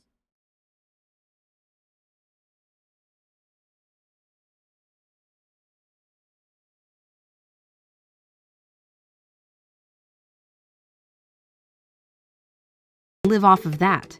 They don't even need to sell the stock to turn it into spendable money. No sale, no. Is capital gains, for example, the amount of returns on investment you received over the course of the year, or would it be taxed the full amount every year? No. No, it's only taxed when you take money out. If it sits in the fucking stock market, then it's not taxed because you don't have that money in your pocket. So if you don't sell for many, many, many years, you could just like literally just sit, let that continue, let that capital continue to grow, and then borrow against it when you want money. So it's only the money you sell, but you can leverage your wealth. Exactly. That's what I'm trying to describe. That's what the process is.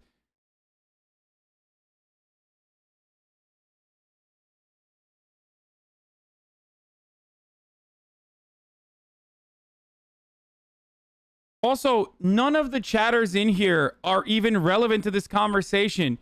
You fucking idiots who are defending capital gains tax at the state that it is currently, or the way that it's taxed currently, are doing the exact same fucking dumbass thing that the fast food worker does when he's like, yeah, I don't want the fucking income tax to be increased. Get the fuck out of here. It's like, dude, yeah, or yeah, abolish the estate tax. Like, you dumb fuck. You are poor, okay? This is not for you. You dumb fuck. Just shut up. Just shut the fuck up. Just like all of you fucking Wall Street bet dipshits in the chat who are like, no, dude, I'm fucking hodling. I'm hodling so fucking hard. Don't increase the capital gains tax, or don't change the way the capital gains tax works, are literally never going to benefit from it. I'm sorry. You are never going to benefit from this. Maybe like 3 or 4 fucking people in my chat, because this is a leftist community after all, will potentially benefit from it somewhere along the line. Somewhere down the line. No taxes.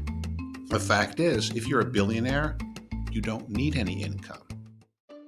There's also a big loophole in capital gains taxes that the rich exploit called the stepped-up basis. If, hypothetically, Warren Buffett were to sell his stock, he'd have to pay capital gains taxes based on his profit, so the cost of the stock minus the original investment. But if he holds off selling his entire life, when he dies, whoever inherits the stock and then sells it would only have to pay taxes on what they earned after they inherited it, leaving all those original gains untaxed. It's part of what's called buy, borrow, die, and it's one way the richest families avoid paying taxes. It's this system and the fact that most taxable capital gains are going to the top 1%. No, the chatter is right. About 40,000 to 400,000 is a tax at 15%, but then it's capped at 20% after 4. So if it's more than 400,000, you get 20%. You get your capital gains tax is 20%, but that's the max cap. That's it. It doesn't go any higher than that. And what I'm saying is it's supposed to adjust, in my opinion. But even then, it doesn't matter. People can fucking totally live with the increments, like $400,000 increments if they needed to.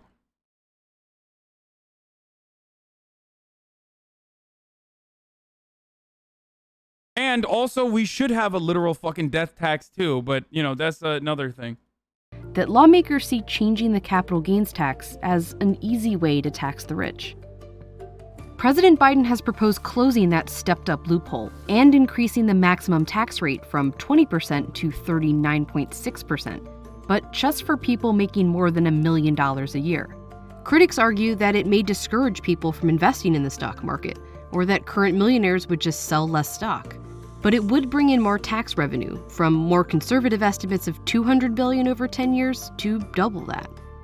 It would also mean Buffett... For the record, what we're talking about are considered long-term capital gains, okay?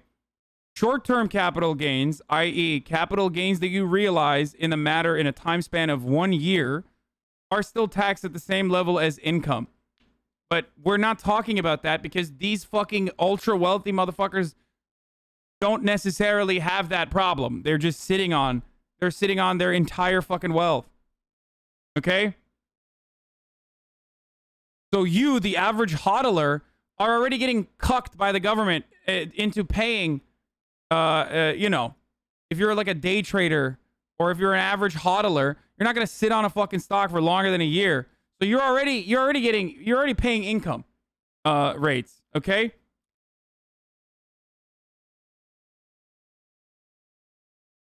Which of course is short-term capital gains are oftentimes, you know, for poorer people to begin with. So hodler long-term, dude, you are so fucking stupid if you think that like hodl isn't literally about trying to hold on for as long as possible, because most of the people would go in and sell immediately.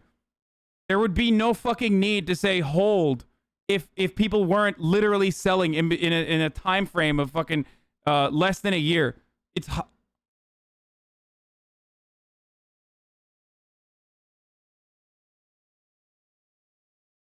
would pay a closer tax rate to a secretary. But this pile of unrealized money still goes untaxed. There's a lot of things we could do to make the system more fair. We could have taxes on wealth. We could have taxes on gains in the stock market. Most Americans are bothered that wealthy people don't pay their fair share, and changing capital gains taxes wouldn't be the whole solution, but advocates argue it would be an easy place to start. Our system is making the rich get richer and richer and richer, and everyone else just not. I like that they offered very little solutions to this, but whatever. After all these stock trades, I'm going to pay my 30% on 50 of gain because of the big bad government. Can't the government make new taxes for the ultra rich who make like $8 billion a day? No one is making $8 billion a day, but yeah, they should. If you have a net worth that is above $1 billion, okay, I suggest an Equinox-style exclusivity contract, okay? Welcome to the government, okay? This is called government extra. Would you like to be a part of an elite group of individuals with access to amenities that the plebs and the poors will never be able to have? Because rich people spend a fuckload of money just for exclusivity all the goddamn time. So just, you know, sell them government plus, okay? Government extra. Sell them an exclusive membership, okay? And then they can flex all they want. Like, oh my God, you're a government extra program member? That is so fucking sick, dude. That's crazy. And, you know, give them some amenities like, I don't know, you get to do the summits that you already were going to anyway. That's one way to do it.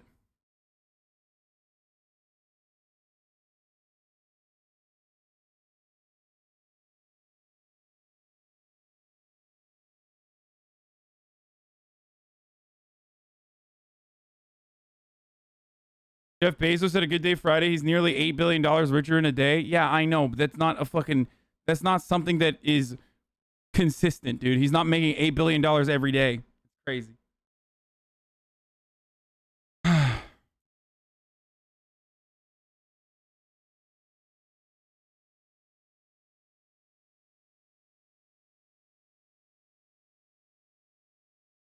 They already get government plus subsidies aside. Bezos definitely takes advantage of the road more than normies with Amazon cars. Yeah, of course. I mean, he literally just got $10 billion for his fucking space project.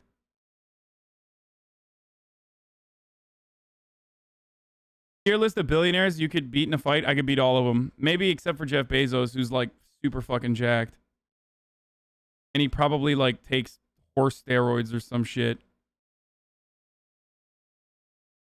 The CPAC Dallas Republican presidential straw poll had Trump at 70%, DeSantis at 21%, and the rest at 1%. Future of the Republican Party, boys.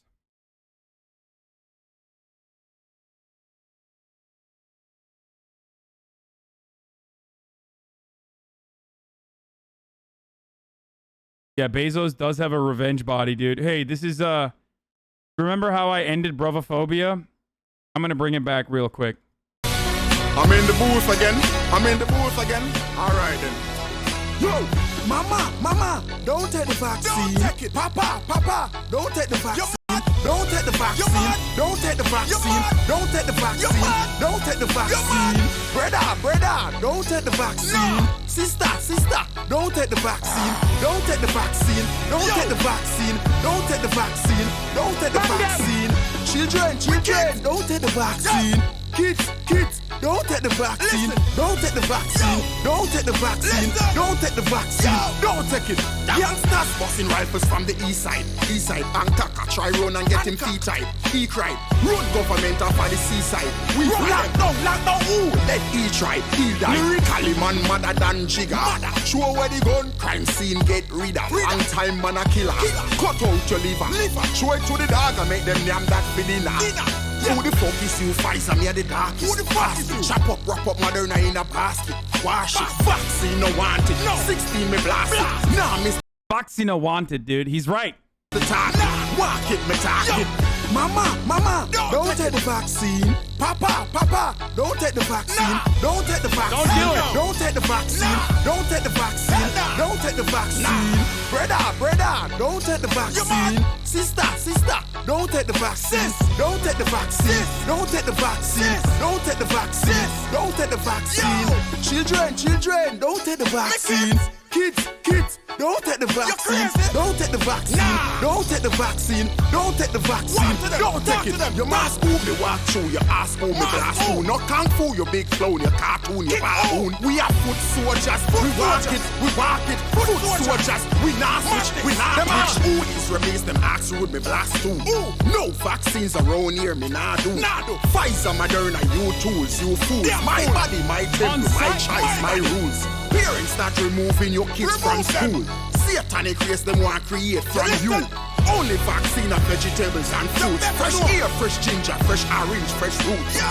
Mama, don't take the vaccine. Papa, don't take the vaccine. Don't take the vaccine. Don't take the vaccine. Don't take the vaccine. Don't take the vaccine. Brother, don't take the vaccine. Sister, don't take. Someone said, yeah, when your hype squad is 50% middle-aged moms, yeah.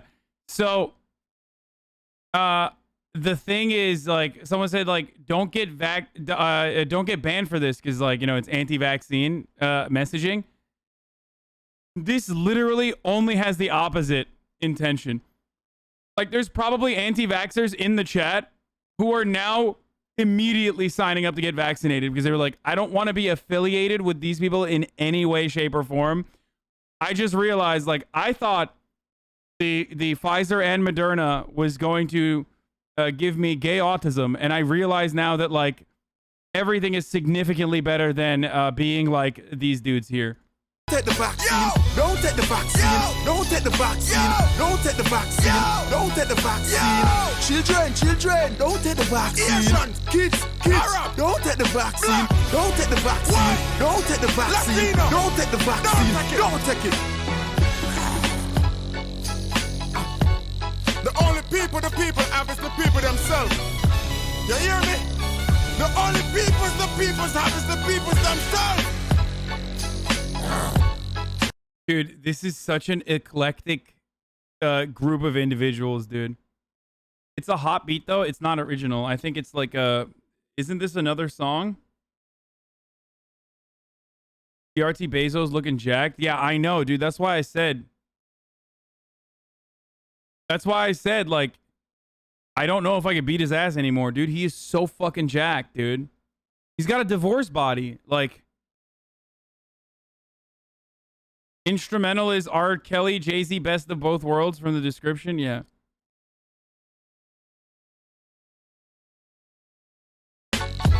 Trick full down to the poison. Like, the funniest part about this video to me, aside from literally everything, is this guy, right? Like, dog, you don't want to take the vaccine? You're on Anavar in the video. Like, what the fuck is your problem, you bald fuck? You're literally on like 3 different kinds of steroids and you're flexing on a don't take the vaccine video, dude. What is this, dude? What the fuck is this?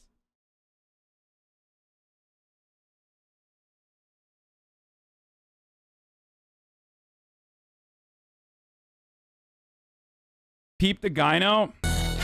Don't make fun of gyno, boys, okay? Hard.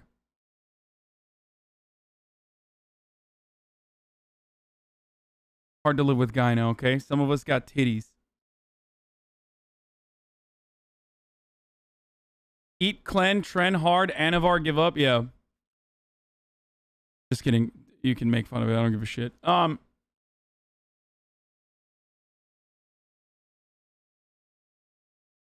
Also, that guy does not have gyno. Chat is delusional if they think that's gyno. If you want another UK banger, no. At least with steroids, I know I'm putting in my body. Dude, just because you're too fucking stupid to understand what you're putting in your body doesn't mean that the vaccine is literally better than the fucking steroids you're putting in your body. Oh, well, I don't understand one thing, and I read bodybuilding forums about the others, so, who's to say, dude? That's you right now. You're like, at least I understand what I'm putting in my fucking body with the steroids. Hi there, internet. To me, I'll die. Dude, the fact that John Oliver did a fucking Octopussy video is just, it's solidifying in my mind that there is like, am I crazy for thinking this is is this too ridiculous of a fucking assessment here? Like, why did he do a video on octopuses, dude? Parasocial? Maybe not him, but like someone, I feel like there's a writer. I feel like there has to be a writer that watches the streams. Like, no shot.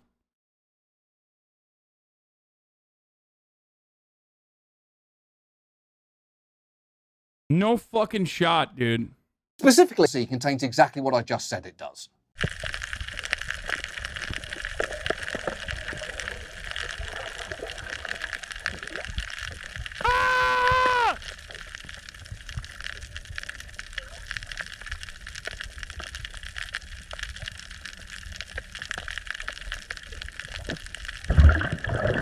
Octopus did nothing wrong. People who are saying this is some white people shit. Have you never met Asian people? Like, actually, this is literally not white people shit. That right there is literally the opposite of white people shit. Literally watch one fucking mukbang, okay? Just one. Like, just one mukbang, and you will know that that is not white people shit right there.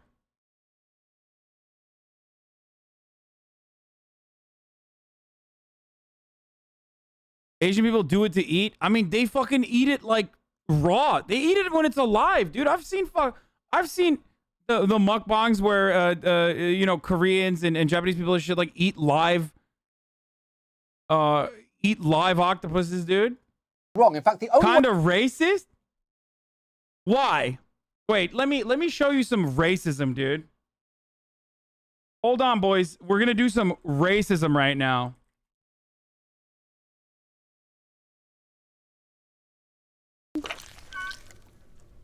지금 얘한테 난 소리야? 얘 딱딱해졌어. 어떡해, 딱딱해. 너무 느려서 더 무서워. 빨판 뒤쪽을 좀 보여드리고 싶은데 잠깐만. 눈을 뜨는 것 같은데.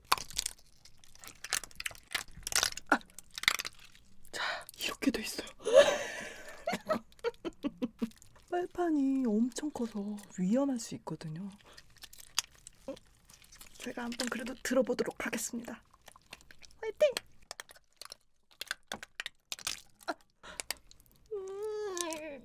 자,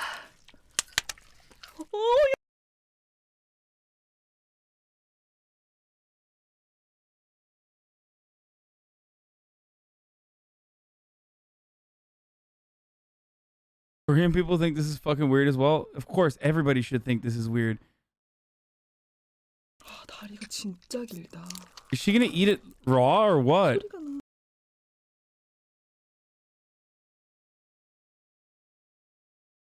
I could watch this all day, to be honest. You are a fucking freak, C-Mac.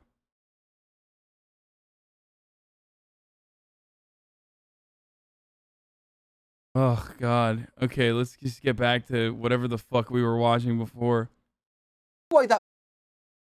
Your opinion of mukbang is shaped by your colonial attitudes, bigot? Yeah. The famous fucking, the famous Ottoman colony of Korea. Listen, K-pop stan living in Iowa, I'm literally closer to Korean culture with proximity and by being on the same continent than you, okay? You will never be as close to Korea as I am, okay?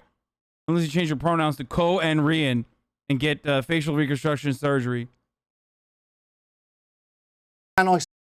Turks are literally European LMFAO. Self-internalized hatred from Germans made you think you're Asian. What the fuck? Delayed autistic guppy. I've talked about this a million times over. Turks are in a unique position as a consequence of being an empire that spanned across multiple continents. But like the origination of the Turks comes from the Asian plains, so you are wrong.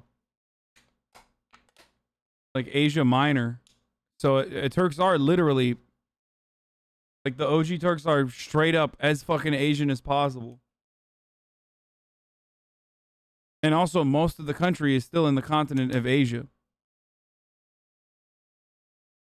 And most of the Turkic countries are like not only in Asia, but also like actually fucking straight up Asian in the way that you would understand what an Asian person looks like.